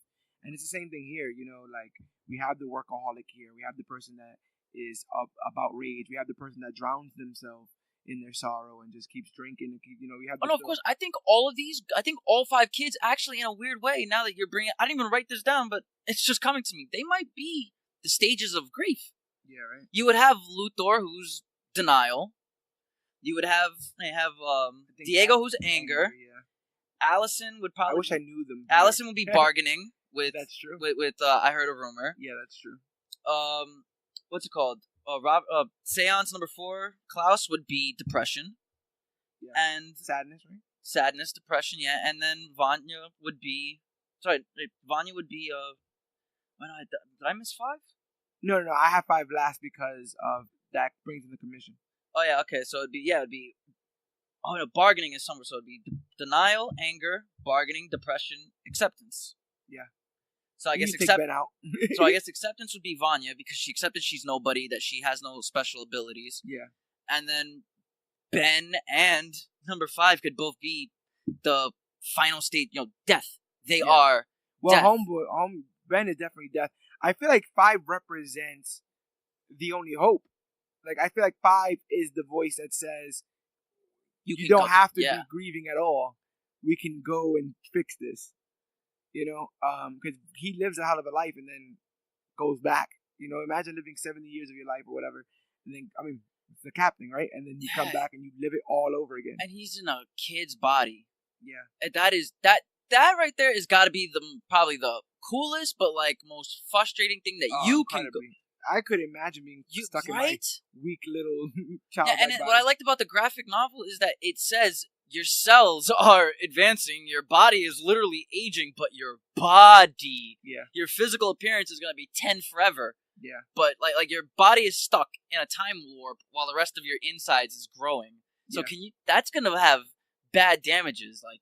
And speaking of damage, let's get into Emmy Raver Lampman as Allison Hargreaves. Oh my! She was boring to me. After a while, she got boring. I feel like she was incredibly overpowered because she has the ability to manipulate reality by lying with the phrase "I heard a rumor." And I think that power is extremely useful. And also, if you watch the YouTube series "How I Should Have Ended," it probably could have ended this series on multiple different occasions. If she rumored Pogo into finding out what really happened. If she, rumored Vanya and was like, stop.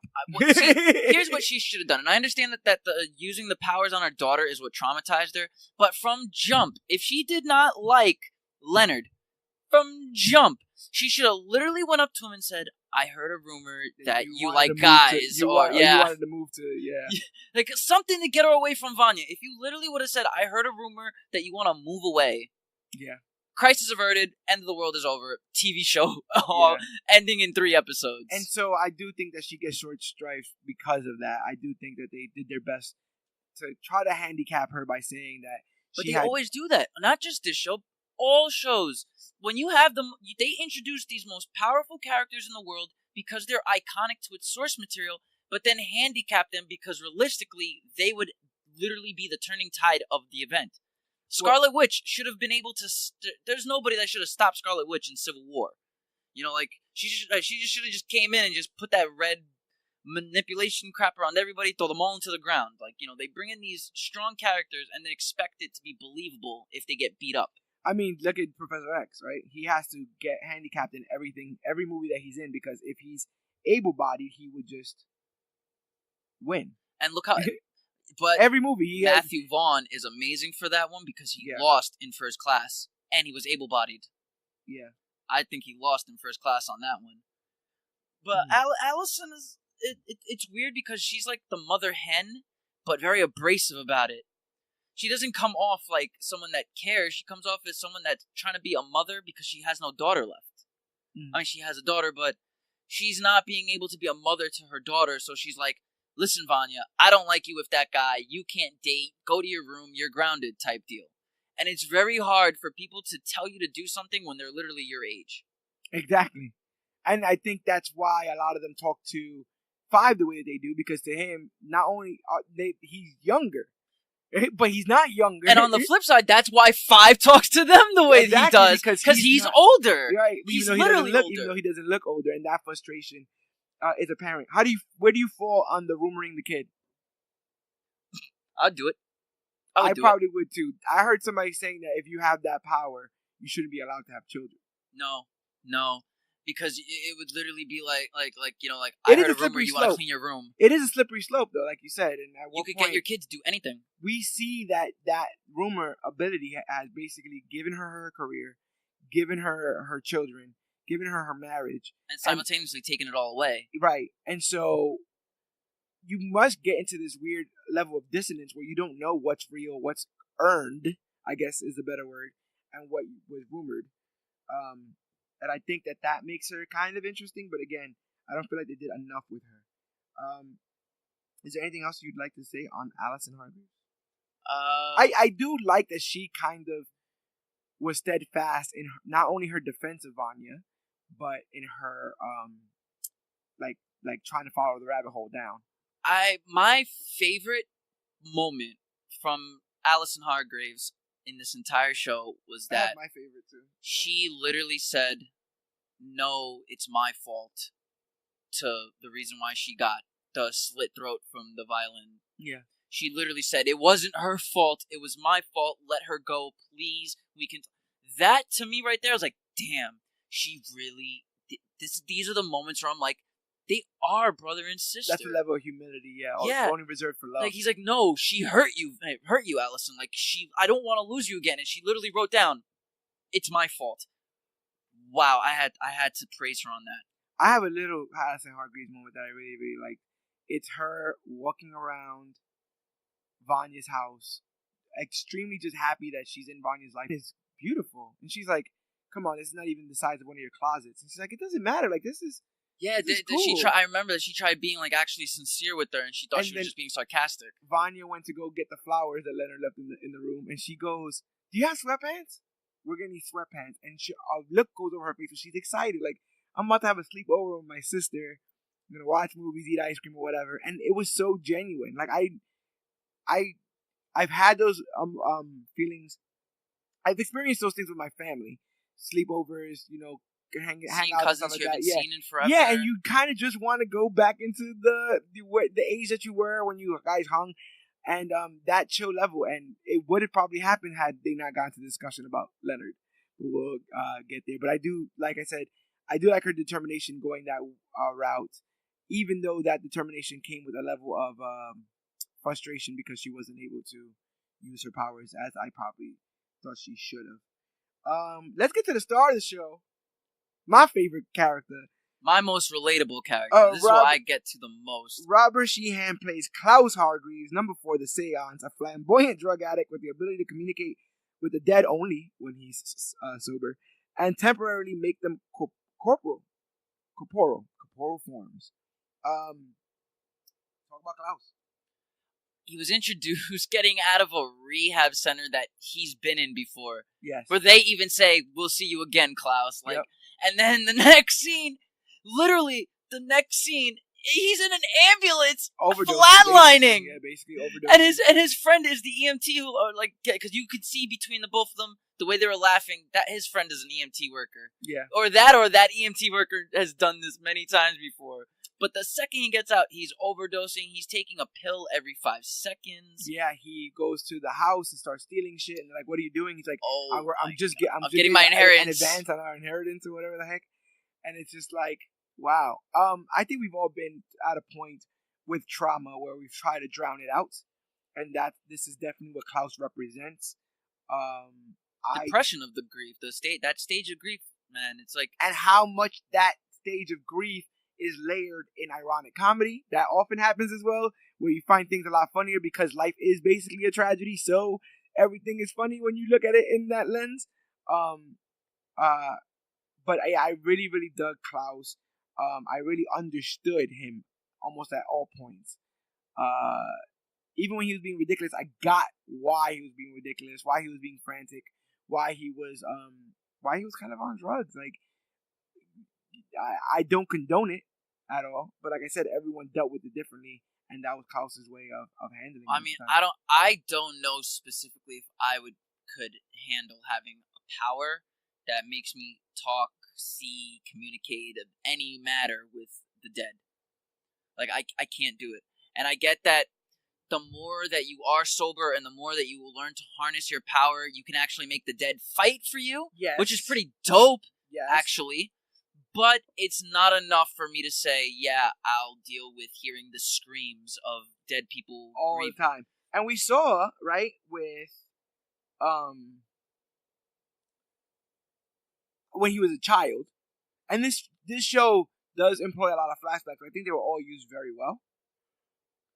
It's used when you need it. Like, if you're like, oh, but why is this the way it is? And then all of a sudden, I can do this. And so with that, we saw that he had no control. The door was either open or closed with these spirits. Yeah. And it's not fun when the door is open. Even though he's able to use, I did like how he was able to use information from his kidnap scene. Yeah. His kidnap scene was amazing. What I liked was, because it was like, it's finally like, okay, this is the serious Klaus that we want to see. This is the Klaus that's using his powers. And you see a bunch of dead people all around, and he's like, all right, guys, hold on, one by one. What's your problem?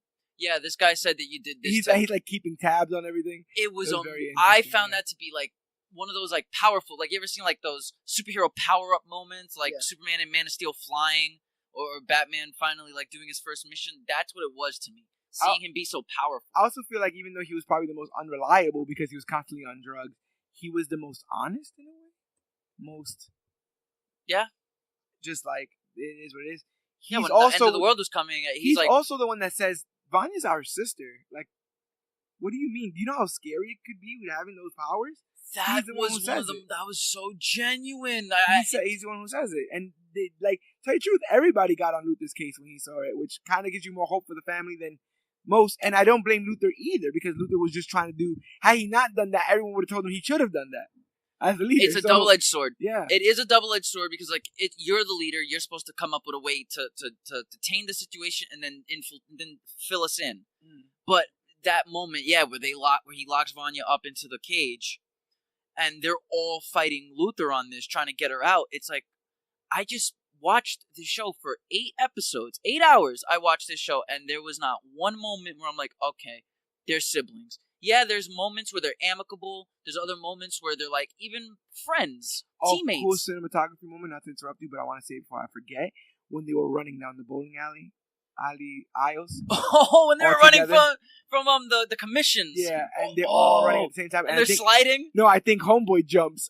Klaus jumps and slides. He jumps right into the pins head first. He slides, but the rest of them just run. And it was just shot the glow of the neon lights with the and music, the shadows running across. I think that was the Saturday one, right? Saturday. Yeah. Something like that. Really, really, really good. The more the show ended, the more the show was like getting to an end, the more you were seeing them accept the fact that it made you want more, because then you wanted to see the family. Dude, I can't wait for season 2. I really cannot wait for season 2. That cliffhanger.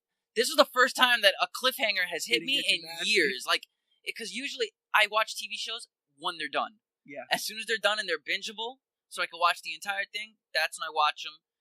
And not to mention, you can't avoid when someone's like, top 10 worst cliffhangers in history, and you watch for the ones you know, and then in the game spoilers for the ones you don't, and then that tells you. Then once you taste that, you go, "Oh, I see Umbrella Academy on my queue, but I heard that it has a bad cliffhanger ending, so I'm not even gonna go there." Anybody that says that cliffhanger ending was bad should stop watching everything that's on TV ever, because comic books are cliffhangers, man. That's all they do is to lead to the next issue. The way it was they're finally accepted the fact that, we are about to go back in time body-wise and conscious-wise. This is scary. We have no idea what we're about to do, but the world is literally going to end. It's either stay here and die. Yeah, it's either stay here and die or go back in time and try and get Vanya to be one. Figure it out. And now we have to wait a year for season 2, and it's going to be awesome. Yeah, it's good. Awesome. And I also wonder, they definitely have books to draw from, but whether or not they will, because ultimately they're still able to make a lot out of the very little that they got because I think that is Honestly, I hope we get a Stephen King It in reverse, where the part 1 is the kids and the part 2 is the adults. I hope we get season 2, they're all kids.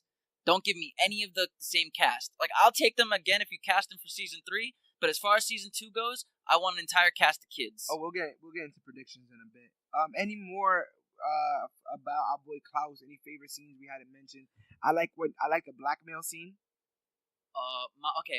My favorite scene where he hits himself with the snow globe. Oh, in the office to get the information on the prosthetic eye. Son?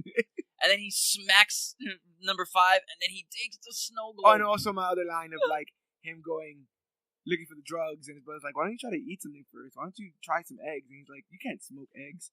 So that was very, very, very funny. And the scene where he's like, where he walks out, and Luther goes, "Klaus," and he's like, "What?" He's like, "You're not gonna help us stop the end of the world." And he's like, like what? Like what do you want me to do? I was gonna mention that earlier. When we talk about the honesty of it. Yeah, he's like, what am I supposed to do? He's like, if you guys can't do it, what am I supposed to do? And I get it. Now, my number 1, like, favorite, not favorite, because I like, this is the best. Yes. Best Klaus scene of the entire show was when he was in the club and he was looking for Luther, and he was already like 2 days sober or whatever. And he sees a pill. Luther has a pill of ecstasy, and he takes the pill out of Luther's hands and he throws it. And he's just like, Ben's like, I think Luther's like, why would you do that? He's like, I don't know. Yeah. Like, but what got me is like, he was having like a relapse. Like he was getting scared that he was going to relapse. Yeah. He didn't know how to help Luther, and the music was just bumping and bumping. Not helping, and he's literally the more in a sober drug he den. got. Yeah, the more sober he got, the more dead people were gonna talk. But he was literally where he can get drugs by just offering his body to a guy. Like that's. Yeah. And when he sees the drug, he starts crawling on the floor towards the ecstasy. And while he's crawling, all of a sudden the Vietnam flashbacks happen to when he gets to the pill. It's David. Yeah. And I started to just feel it in my heart. I was like, wow, he's really going through it right now. And that pill also represents the distance from David that he'll be taking because he can't talk to him. That pill represents everything. That when he was done, like when he sees David's dead body there and he's trying to like wake him up or whatever, and then all of a sudden camera shots and he's opening his hand and the pill's in his hand. When he's in the veterans bar. When he gets stuff.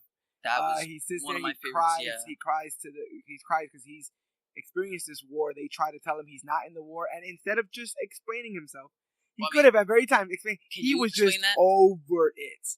But this is also the same day he came back. No, that's what I'm saying. Could you? When the guy said, this place is for veterans only. You're not a vet. Where did you serve?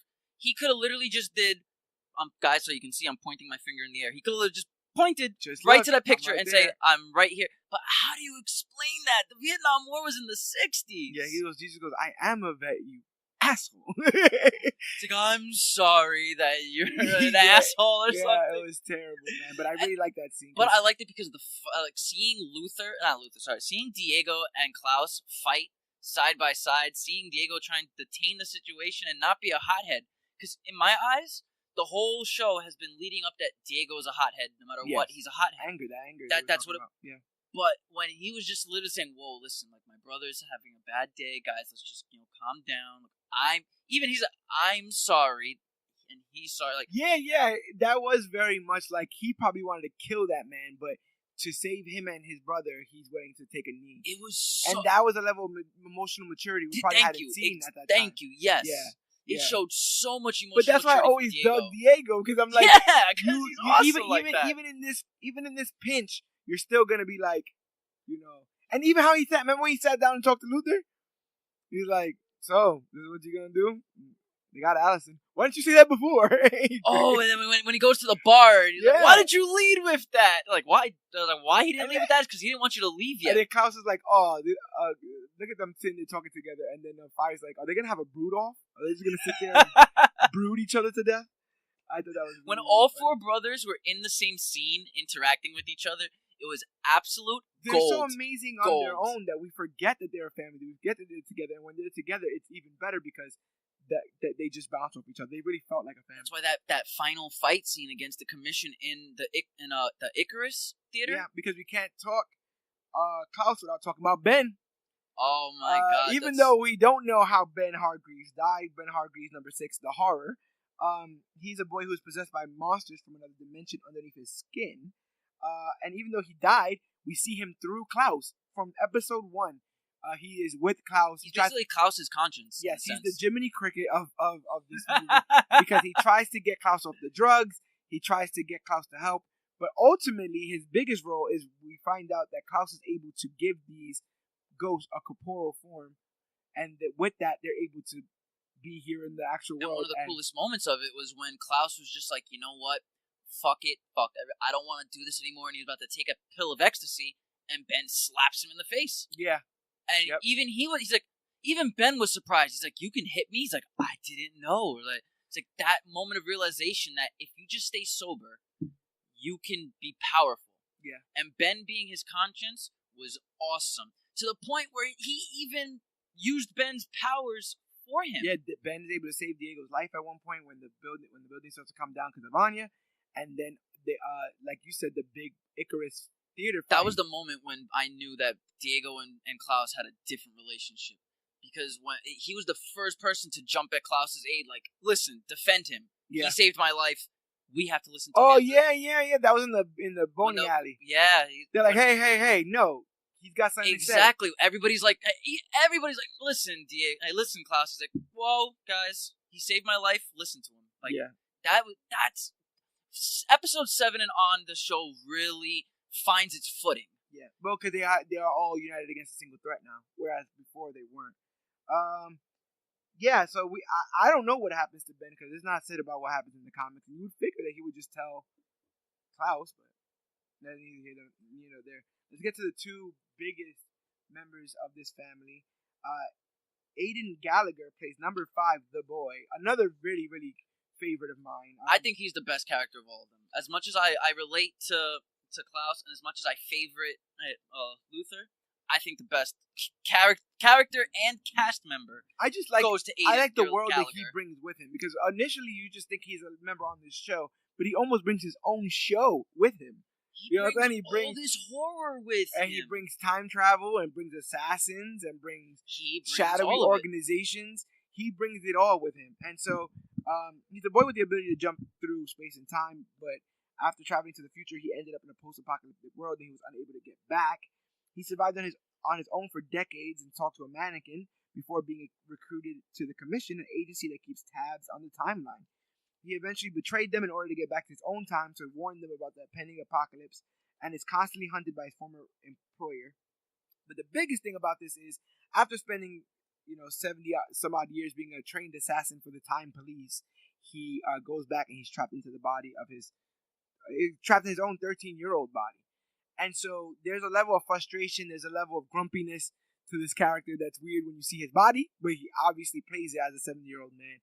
I think Aiden Gallagher did some really, really cool things with his role and with his portrayal of it. Fun fact about Aiden Gallagher, you know that the donut shop scene? Yes. That he was actually not in that scene at all. Like the actual actor. Because of child labor laws, he couldn't do a fight scene with... He couldn't do killing fight scenes with guns and everything. Like, I don't think he was the same age as where Chloe Grace Moretz was, where she passes that line. But what I read was, Aiden Gallagher was not actually in that scene himself doing the choreography. Oh. That's why every time you see him fight, you never see his face. It's always behind the head. It's always close-ups and quick shots because he wasn't there.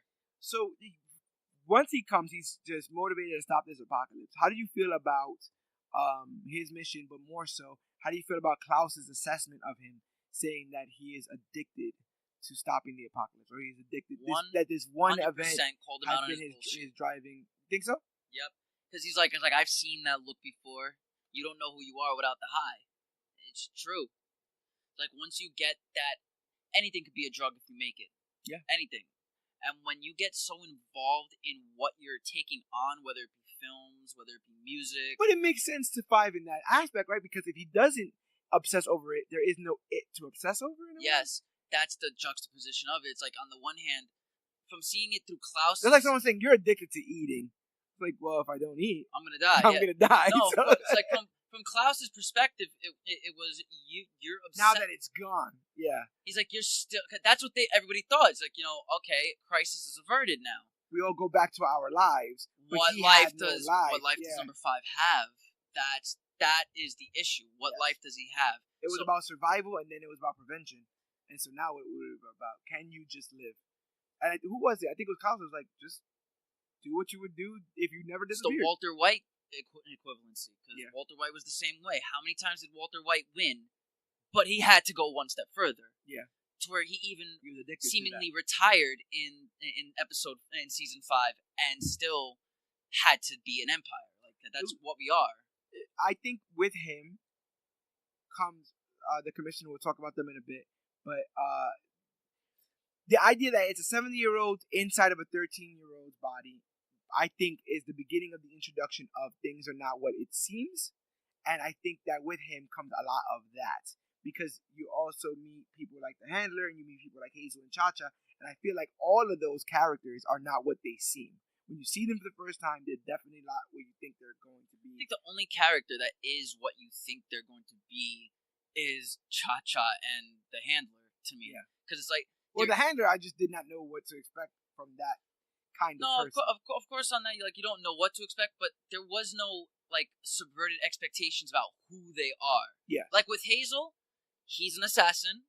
He's a suit and tie assassin. He has a mission, and he has to fulfill his mission. Yeah. But every time you see him on screen, he's having another existential crisis. He's having another, why can't I do what I want to do? But I thought he was just, disillusioned. I didn't know he really had goals to, listen to him every time he goes to a new hotel room. Yeah. But they were screwing them, though.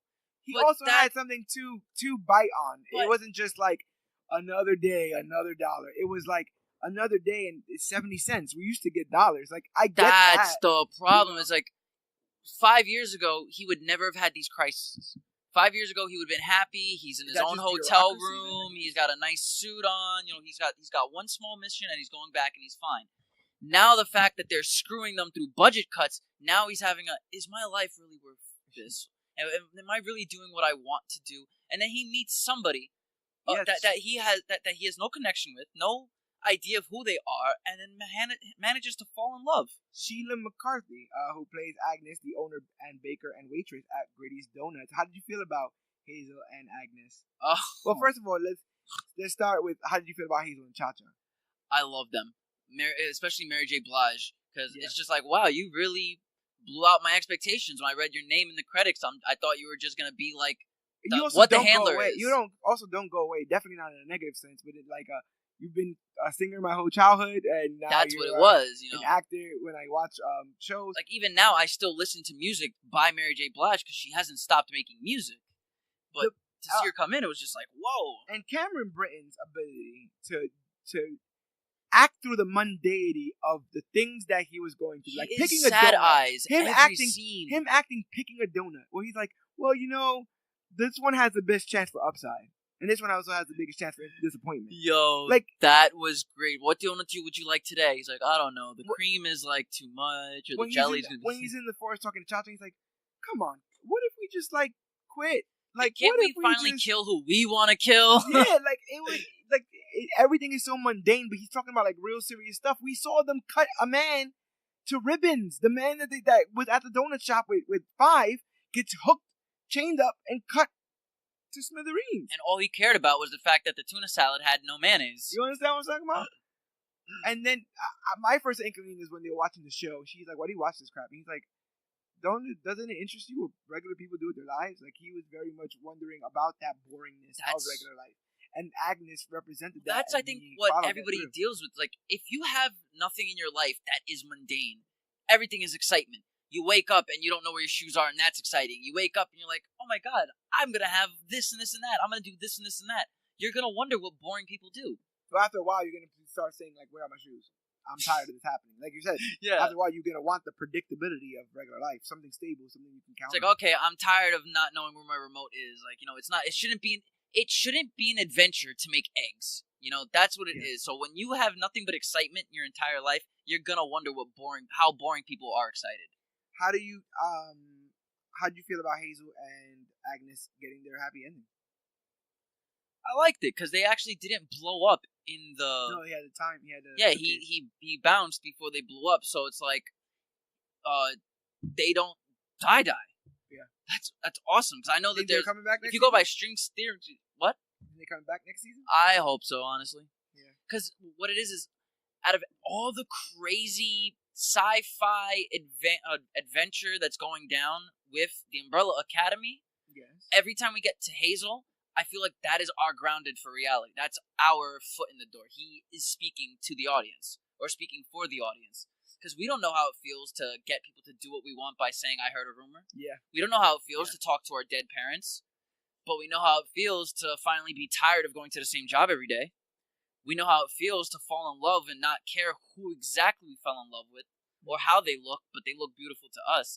So he was our surrogate for the real world. And I dug that. Because a lot of this show wasn't real world settings. Even take away the Umbrella Academy as a whole, these people were going to the library to look up details. And then when they were going to the library, they were putting newspaper clippings under a microscope. Diego was going to police stations to get police reports. They weren't using the internet. Yes. So it's like, this isn't our world. Yes. I mean, it's a world that deals with like time travel and stuff like that. So who knows where these briefcases are going to end up with the time travel in general with the Umbrella Academy and then Hazel and Cha-Cha. But yeah, man, like I didn't find myself rooting for him, but ultimately he made several choices towards the end, including that hilarious fight that he has with Diego, where he's just trying to do right and Diego's fighting him, so he gives up.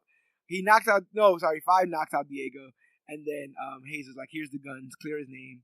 I just quit. So. That was a really nice moment too. He's like, listen, I'll do you one better.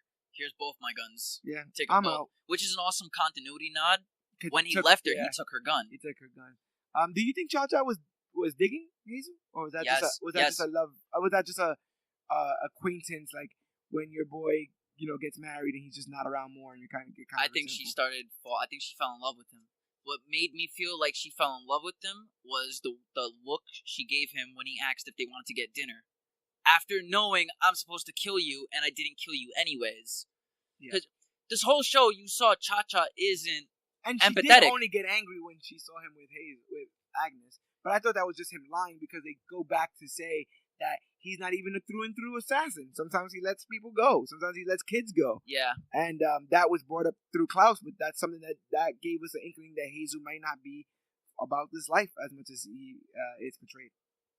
Nah, the whole show, she had like this non-empathetic. She was very apathetic the whole show. Yeah. And that's what I think what made those two together work. She was apathy, he was empathy. Yeah.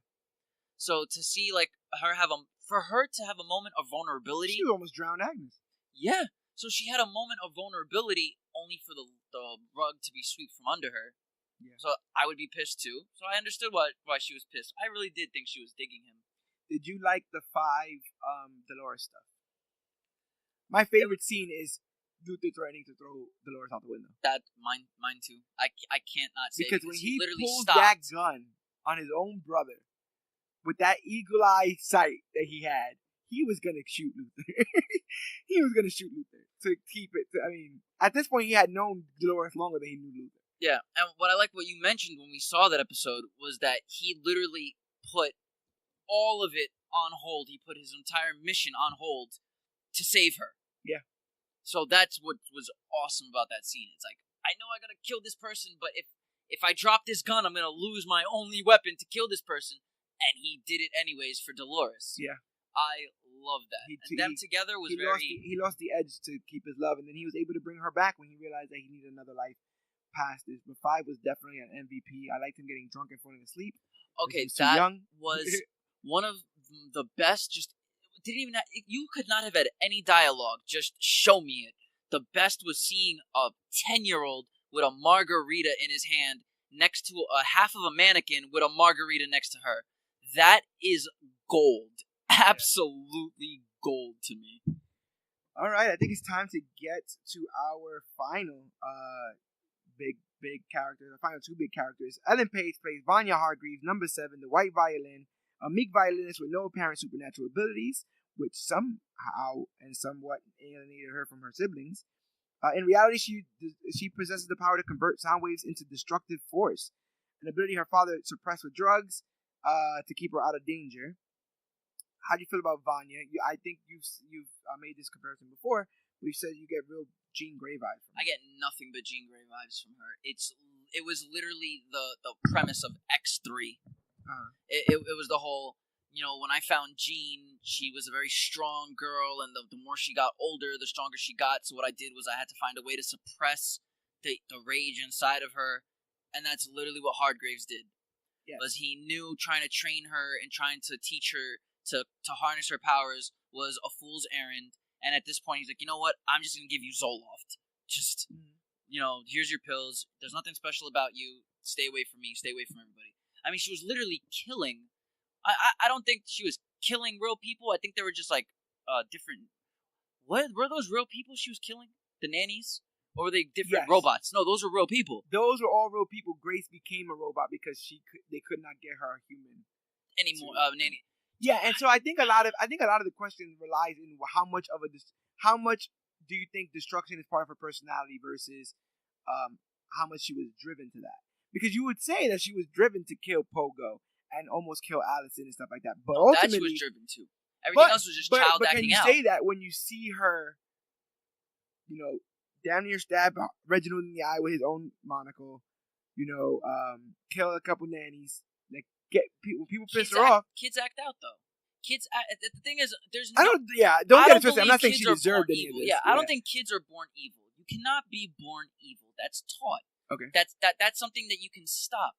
So if she was born with a little bit of a bipolar disorder, with this rage in her, you can teach her to put it in more better ways. You could have given her the violin without giving her the pills. And just say, only play the violin in a safe area when you're feeling the anger. Okay. That room that he made for her that was soundproof, instead of locking her in that room, give her the violin and put her in that room every day for at least an hour so she can learn how to harness her emotions. And that's what Leonard was trying to do, was get her to control her emotions. She ultimately, I feel like, when I'm talking about Reginald Hargreaves, he ultimately did not have like a full failsafe for her. This was like a quasi failsafe that would eventually unravel, and then he would have to try to fix it from there. How do you feel about him using Allison to rumor her into the lies don't stop with this man. Oh my god! Yeah, it's true, man. He got his own daughter in on it, and she didn't even really know the extent of what she was doing because they were all the same age. I don't even. Come on. They were all the same age, so they were all like 4. And if somebody said you just need to do this, you understand? But this is not Sixth Sense where she's pouring the gasoline in the chicken soup. You understand? But her being an accomplice, I don't think she's guilty for that. Yeah, but she even said it herself. Is like, I always knew that he asked me to do something weird, but I never understood till just now. What do you mean? You literally said I heard a rumor that you're not special. But if you didn't think that she was special, because we never saw Vanya use those powers around her sibling, and so if they had no idea that she had these powers, and if Reginald was giving her own private lessons, and then he's just like, oh, tell your sister what I've told you, which is that she's not special, then it's all there. But then when she says I have powers, you see her click it. She goes, like she bats her eyes or whatever. She goes like, oh snap. All of this is starting to make a lot of sense. Yeah, but you could see in the child actor that was playing Allison, you see the weariness in her face, like the hesitantness about it. Because she doesn't know what she's doing. And she knows it's a power. I think she knew there's no way I'm on Allison's side, because I feel like she understood that she has a power, and that her power makes her do things, but she doesn't necessarily understand why her father wants her to do this to her sister. I'll defend that on that, like she didn't understand why she had to do it. But she knows she did something to Vanya that was not right. Right. But then you forget about it. It's literally been years, right? And then she writes a book like, I know I'm not special. So it's like, yeah, we knew that. We knew that when you were a kid. And then when she starts doing stuff. I want to read that book. And the book is, that's comic accurate. It happens in the comics as well. She writes that book. So that's something that's you just know that it's hinted to that book, she was being like very passive aggressive about everybody. Is this a baby Hitler situation? Is this you have to stop her permanently because you can't? I don't think people are born evil. I just you know what's crazy is like but then with this all power, can she be all good? And what's going to be the one thing to set her off, in which she's going to decide that because she has the power, she has the responsibility to do X, Y, Get and a Z. training room. Get a training room. But who's going to train her? Who can stop her? Train yourself. I think Vanya as a person, because she grew up without having powers, knows right from wrong. Yeah. Like, she knows, okay, killing is wrong. Okay, if someone's trying to help me and I'm just being this bad person towards them, this is wrong. But where does that happen when she's blowing up the mansion? No, because at that point she's been lied to her whole life, and this is where I get like why they made her into a bad guy towards the end. And she's a bad guy in the comics as well, because she was lied to her whole life. Right. And now that she figured out that she was the strongest of all of them, she could have been number one. She could have been the favorite. She could have had this awesome. So you think she honestly believes that they felt threatened by her power, and therefore she had to live a lesser existence, because had she been treated at her power level, she probably would have eclipsed them all. Yes. Yeah, it's the Jean Grey problem. Yeah. How strong has it always been stated that Jean Grey is? Yeah. So why is it always when you see her, she's handicapped to be this damsel in distress? But let's talk about who brings it out of her. John Magaro plays your boy, Landanowitz. Leonard Peabody, a.k.a. Harold Jenkins. God, two horrible names. They're both horrible names. I mean, okay, why of all last names Peabody? I don't trust anybody named Peabody. Oh, red flags since day one. That's all I want to say. You are up. Yeah, you kind of. I said it since the second he walked in and said, "Hi, I'm actually here for my lesson." I actually thought he was going to be inconsequential. I was really thinking that this was going to be more of the murder mystery / apocalypse mystery. Problem is, it's Hollywood's way of how they paint bad guys. Surprise twist bad guys. They always come in super that nice, super predictable kind of. Their hair is in this gruffy way. They have this quirky, clumsy personality to them. Like they're always there at the right time. They're always saying the right thing. Exactly. They are always there at the right moment. Every time the character just had this like emotional battle with somebody in their life, here comes Mr. Nice Guy to say, "Oh, don't worry. I think you're special. Forget what they say. You're the best." You know, and then it just sweeps the rug from under you to make it. First with the syndrome of it all. That's exactly how they sweep the rug from you. When it goes to his backstory, I'm like, dude, did they really do the "you're not my sidekick" angle from The Incredibles? Yeah, because as a kid, he really dug. He was a super fan of the Umbrella Academy. And I guess because of his shitty childhood, his mother died during birth, and his father always resented him. Wasn't he one of the kids that was born on that day? He was born on the same day, yeah. Yeah, he was born. And so he felt a little bit more entitled to that life because he... wasn't he born, but not he was actually a planned birth? Yeah. He was an actual planned birth. He wasn't one of the 43 mysterious... But to him, what's the difference? Right? If what got these people in here is that they were all born on the same day and then they were chosen, why am I not chosen? Why, what sets me apart? But the real question to ask is, do you think that he's justified? I mean, what I'm saying is we saw Vanya react to her trauma. Is Leonard Harold doing the same, or is he being malicious? I think he was malicious by going after the Umbrella Academy themselves. Okay. Like let's say he and trying to weaponize his sister to do so. Let's say he got his revenge on Hardgraves. Yeah. And the monocle is now dead, and your revenge has been satisfied. All right, cool. But the fact that you took it out to destroy the entire Umbrella Academy from the inside on some Zemo stuff now you're not justified. You were justified when they were fighting with each other and they wanted nothing to do with them. Now you're getting their sister to blow up the mansion. You gotta chill. Yeah, that's a bit much. Definitely an enabler, definitely an abuser. His enablement is what got Pogo killed. So right then and there, it's a no-go for me. Yeah. But I do like him as a kid when the way he killed his dad.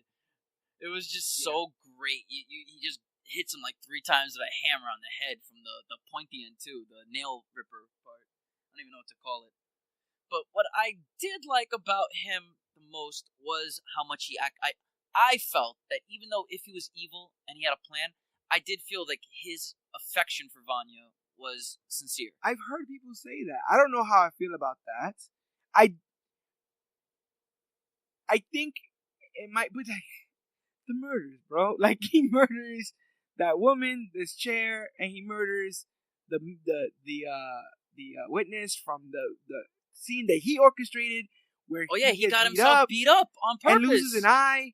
Like he was definitely a creep, and I kind of had my thing going off when he was inside the house when he took her keys and put flowers in her house. He poured her pills down the drain. That was the reveal, and then the next reveal. When he poured her pills down the drain, I felt like such a genius because I called it that he was a bad guy. But then he gave her the cookie the next episode. She gave him the cookie because she got the gig. She got the violin thing, and he killed the girl to get the. That's what I'm saying. Like it's so weird. He does these things for Vanya, and you're like, wow, that seems actually genuine. Like you kind of do like her.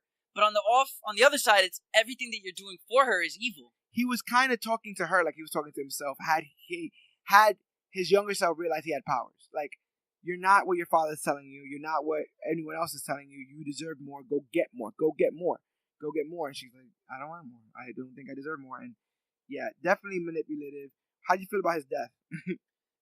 Pin cushion style. That was so awesome. He deserved it. I'm glad that they didn't wait for the last minute for it. No, I'm glad they killed him when they killed him. I'm glad that she didn't need much convincing. She just did connected the dots. I'm like, oh no. You deserve to die. At this point, she thought in her head that she killed her sister. Yeah. And to find out that she killed her sister because of him. Oh my God. That everything that her sister was saying to her was the truth. What a sleazeball reaction he had when he saw Allison on the floor gasping with blood. Even though she should have probably died. He's like, hey, we gotta go. We gotta get out of here. Yo, my God. He's like, no, just leave her. I'm sorry, but if I was there's no way I'm leaving my sister while I just slit her throat with a violin bow, thinking that it was my hand. Yeah, because even if you thought you killed her, you definitely killed her if you left her there. Yeah. Like, that's the death sentence when you leave her there. Had they taken any more longer, but I'm pretty sure she could have been down there for 12 hours, I guess, and still been fine, because she was fine. They zipped her back up. She was good. In the comics, there are various weird things that happen. At one point, okay, so in the comics, well, you haven't got up to this yet, but there's a scene in the show where she becomes the White Violin, and she's basically attacking a bunch of people with her powers, her musical powers. They shoot her in the head instead of shooting next to her ear to give her tinnitus, and then in the show. Yeah, they shoot her in the head. She just recovers from it. Hazel and Cha-Cha shoot Klaus in the head, and he recovers from it. At one point, somebody says, with the way our family reacts to shots in the head, I'm not surprised. It's a thing. So maybe they're just trying to be a little bit more tough than others. I kind of find like that's like a humor thing. Yeah. Like I kind of dig that, where it's like shots to the head don't work. Yeah. Yeah. But violin bows to the neck don't work. Vanya, we love you, girl. You didn't have to flip out, but she did. She flipped out. But what did you think about the domino effect? What do you think about the gunshot, the random shooting of energy that shoots out to the moon? Kind of seems like it just left, so what does it matter? And then you realize why it does matter. It's crumbled the moon and sending a humongous chunk of moon rock careening towards Earth. I think the pacing of which that ending happened was what made me open my eyes wow, that's brilliant. Because it was Luther is running from one side, Klaus is running from the front, Diego's running from the other side. And she swipes all four of them. All of her brothers are running. All of her brothers are running towards her, and she just swipes. They're all gone, and then what's her name? Allison. Allison's right there with the gun, and I told you, I'm like, holy crap, are they gonna shoot her in the head? Are they gonna shoot her in the head? And that was beautiful for cinematography too, because you only see her, and then when they move to the side, that's what it was. The camera literally moves to the right, and you just see her crying with the gun in her hand. And I'm just like, what? Even then, they choose life. Even then, they chose to save her. And she does the gun. And that's why I like the beam. What I loved about the beam was that was the energy going all over the place. Like, before she was able to... Can't destroy energy. She controlled it. It can only go somewhere else. It can only convert and go somewhere else. So when she shot her in the ear and she got, scared, I felt that was her energy, being defensive. defense mechanism thing. Like, Okay. Like how pufferfishes blow up. Yeah. That's what her defense mechanism was for being attacked. Energy shoots everywhere, and that's why that one light went into the moon, which is great. And so the world is gonna end, but they decided at the very last minute to use Five's powers to go to some unknown place in time, and that's, I guess, where season 2 is gonna drop off. They're probably going to when she was a kid. Do you have predictions? Yes, actually. Go ahead, brother. My prediction is we are finally going to get the Umbrella Academy, and what I mean by that is I think they're gonna go back in time to a point in time where right before Hargreaves suppresses Vanya's powers. Yeah. And they're gonna try and do all that they can to convince not only Hargreaves to help train her, but even if Hargreaves doesn't want to, they're gonna do all they can to train on their own to try and prevent this, because that's what number 5 said. He's like, the world is always gonna end, and Vanya's always gonna be the reason unless we stop her from the beginning. Yeah. So I would love to see all 10 episodes of the Umbrella Academy as kids fighting, being on missions. Actually, Vanya like a young X-Men kind of deal. I would love to see Vanya come in. I know it's not a violin, but I would just love her to see her come in with something more mobile, and not cumbersome. Because it's weird to walk into a bank robbery scene strumming a violin. Maybe she could have a triangle. I was thinking about a flute. Yeah. Or a clarinet. Too. Yeah. It's so much easier to just come in with a clarinet holding it like that. Like, that's pretty cool. Yeah. But my number one prediction is going to be we're going to get a season of kids. Okay. And it's going to be them trying to be a family. The only thing I have, more than a prediction, is kind of what I want. I want to know what happened to the rest of them 40 kids. There's a lot of kids born on the same day. He only got 7 of them. That's a whole lot left. Do the rest of them have powers? What's going on with the rest of them? What caused the birth? Maybe we get more of those answers in season 2. That was what's weird for me. Is like, I think the fact that it was just random pregnancy that sprouted out of nowhere is what gave them the powers, and that's why Landanowitz don't have no powers. Is because he wasn't born out of thin air. He was he was a contraceptive birth. Definitely, yeah. And his mother dying through his natural birth, and all the other parents, all the other mothers surviving through the unknown birth is what. It's unfair, almost. It's like opposite side of the coin. It's so awesome. The juxtaposition is there. And he used a lot of his inner knowledge after stealing that book to play her like that, And damn, that. What I would like, Harold Jenkins, though, with more Harold Jenkins, if we get Harold Jenkins in season 2, like they just show another, because we're going back in time. I would love to see Harold Jenkins as a teen. Yeah. He doesn't. You don't see him as a teen because he goes to jail. That's right. He's going to jail for like 13 years. Yeah. He was in jail for that 17, the entirety of. The whole time that they were a kid. Yeah. What I would write as my own fanfic is at 13 he got arrested for killing his father. 17 years later, he comes out at 30 and starts his mission to get back. Yeah, you see him with the Cape Fear thing where he's like working out inside the cell. That's weird. But I'd like to see him going around killing the other 32 people that were born. I can see that. I would love to just see a one-man band just going around the whole world, just studying, finding, doing research. Okay, this person was born on my birthday in Latveria for no other reason. I'm going to go there and assassinate him because I don't like those kinds of people. I would love that. Well, I'm glad that you enjoyed this series as a whole. I'm glad that you got me into it. Well, that means, hopefully you'll be around and we'll be around to be able to do the second season. Yeah, I'm not going into the future anytime soon, so. Well, the funny thing is, Dan, I've been to the future, and we become a pretty damn popular podcast, and it's actually thanks to everyone who's listening right now. So first and foremost, thank you all for listening. This is our 70. Thank you. Well, this is episode number 75, but this is our 76th episode. We haven't missed a single week, and it's been fun. All for you people. It's been fun. We did our Avengers therapy session last week. This week, doing a little bit of Dark Horse with the Umbrella Academy. We got so much stuff coming down for you guys. So you guys gonna want to make sure that if this is your first episode, that you like, share, and subscribe. Find us wherever podcasts are found. It's Podbean, Podcast Addict, Stitcher, Google Play, YouTube, the Apple Podcast app if you have an iDevice, and if you have a regular phone. We are the greatest thing to come to the podcast media. We are the Comic Book Clique, and we can't exist without your likes and subscribes. It's true, man. You don't do this for us. This is the word of mouth that I got, but you guys have the true word of mouth tell a friend to tell a friend.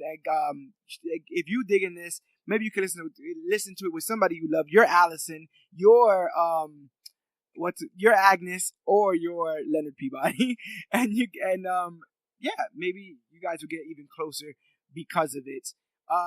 Once you're there, once you've liked, shared, and subscribed, and you listen to our whole plethora of episodes, do us a favor and rate and review us on iTunes. It's the quickest way for other podcast listeners to find us, and it's our quickest way to learn how to grow as podcasters, find out what you guys like and what you guys don't. So go ahead and do that. But we want an interactive show. We want your guys' thoughts, and whenever you guys write in, whenever you guys write in, I try to do my due diligence to express your opinions on the podcast. So if you guys would like to write in on any of the things we've covered, you can do so by writing in at comicbookclique@gmail.com. But across social media, we are at facebook.com/comicbookclique, Instagram at comicbookclique, or use the hashtag comicbookclique to talk about the newest, hottest, latest, and greatest things to come to comic books and comic book media. We're at Major Issue CBC on the Twitter. We have all kinds of news and memes and all kinds of things going down there. So if you have Twitter, hit us up there. All of those links are in the show notes, so you can reach us in a variety of ways. And please do, because the Clique is growing. I've been to the future. I can't tell you guys too much, but with your help, we grow and we become the podcast we are destined to be, which is the greatest thing to happen to comic books and comic book media.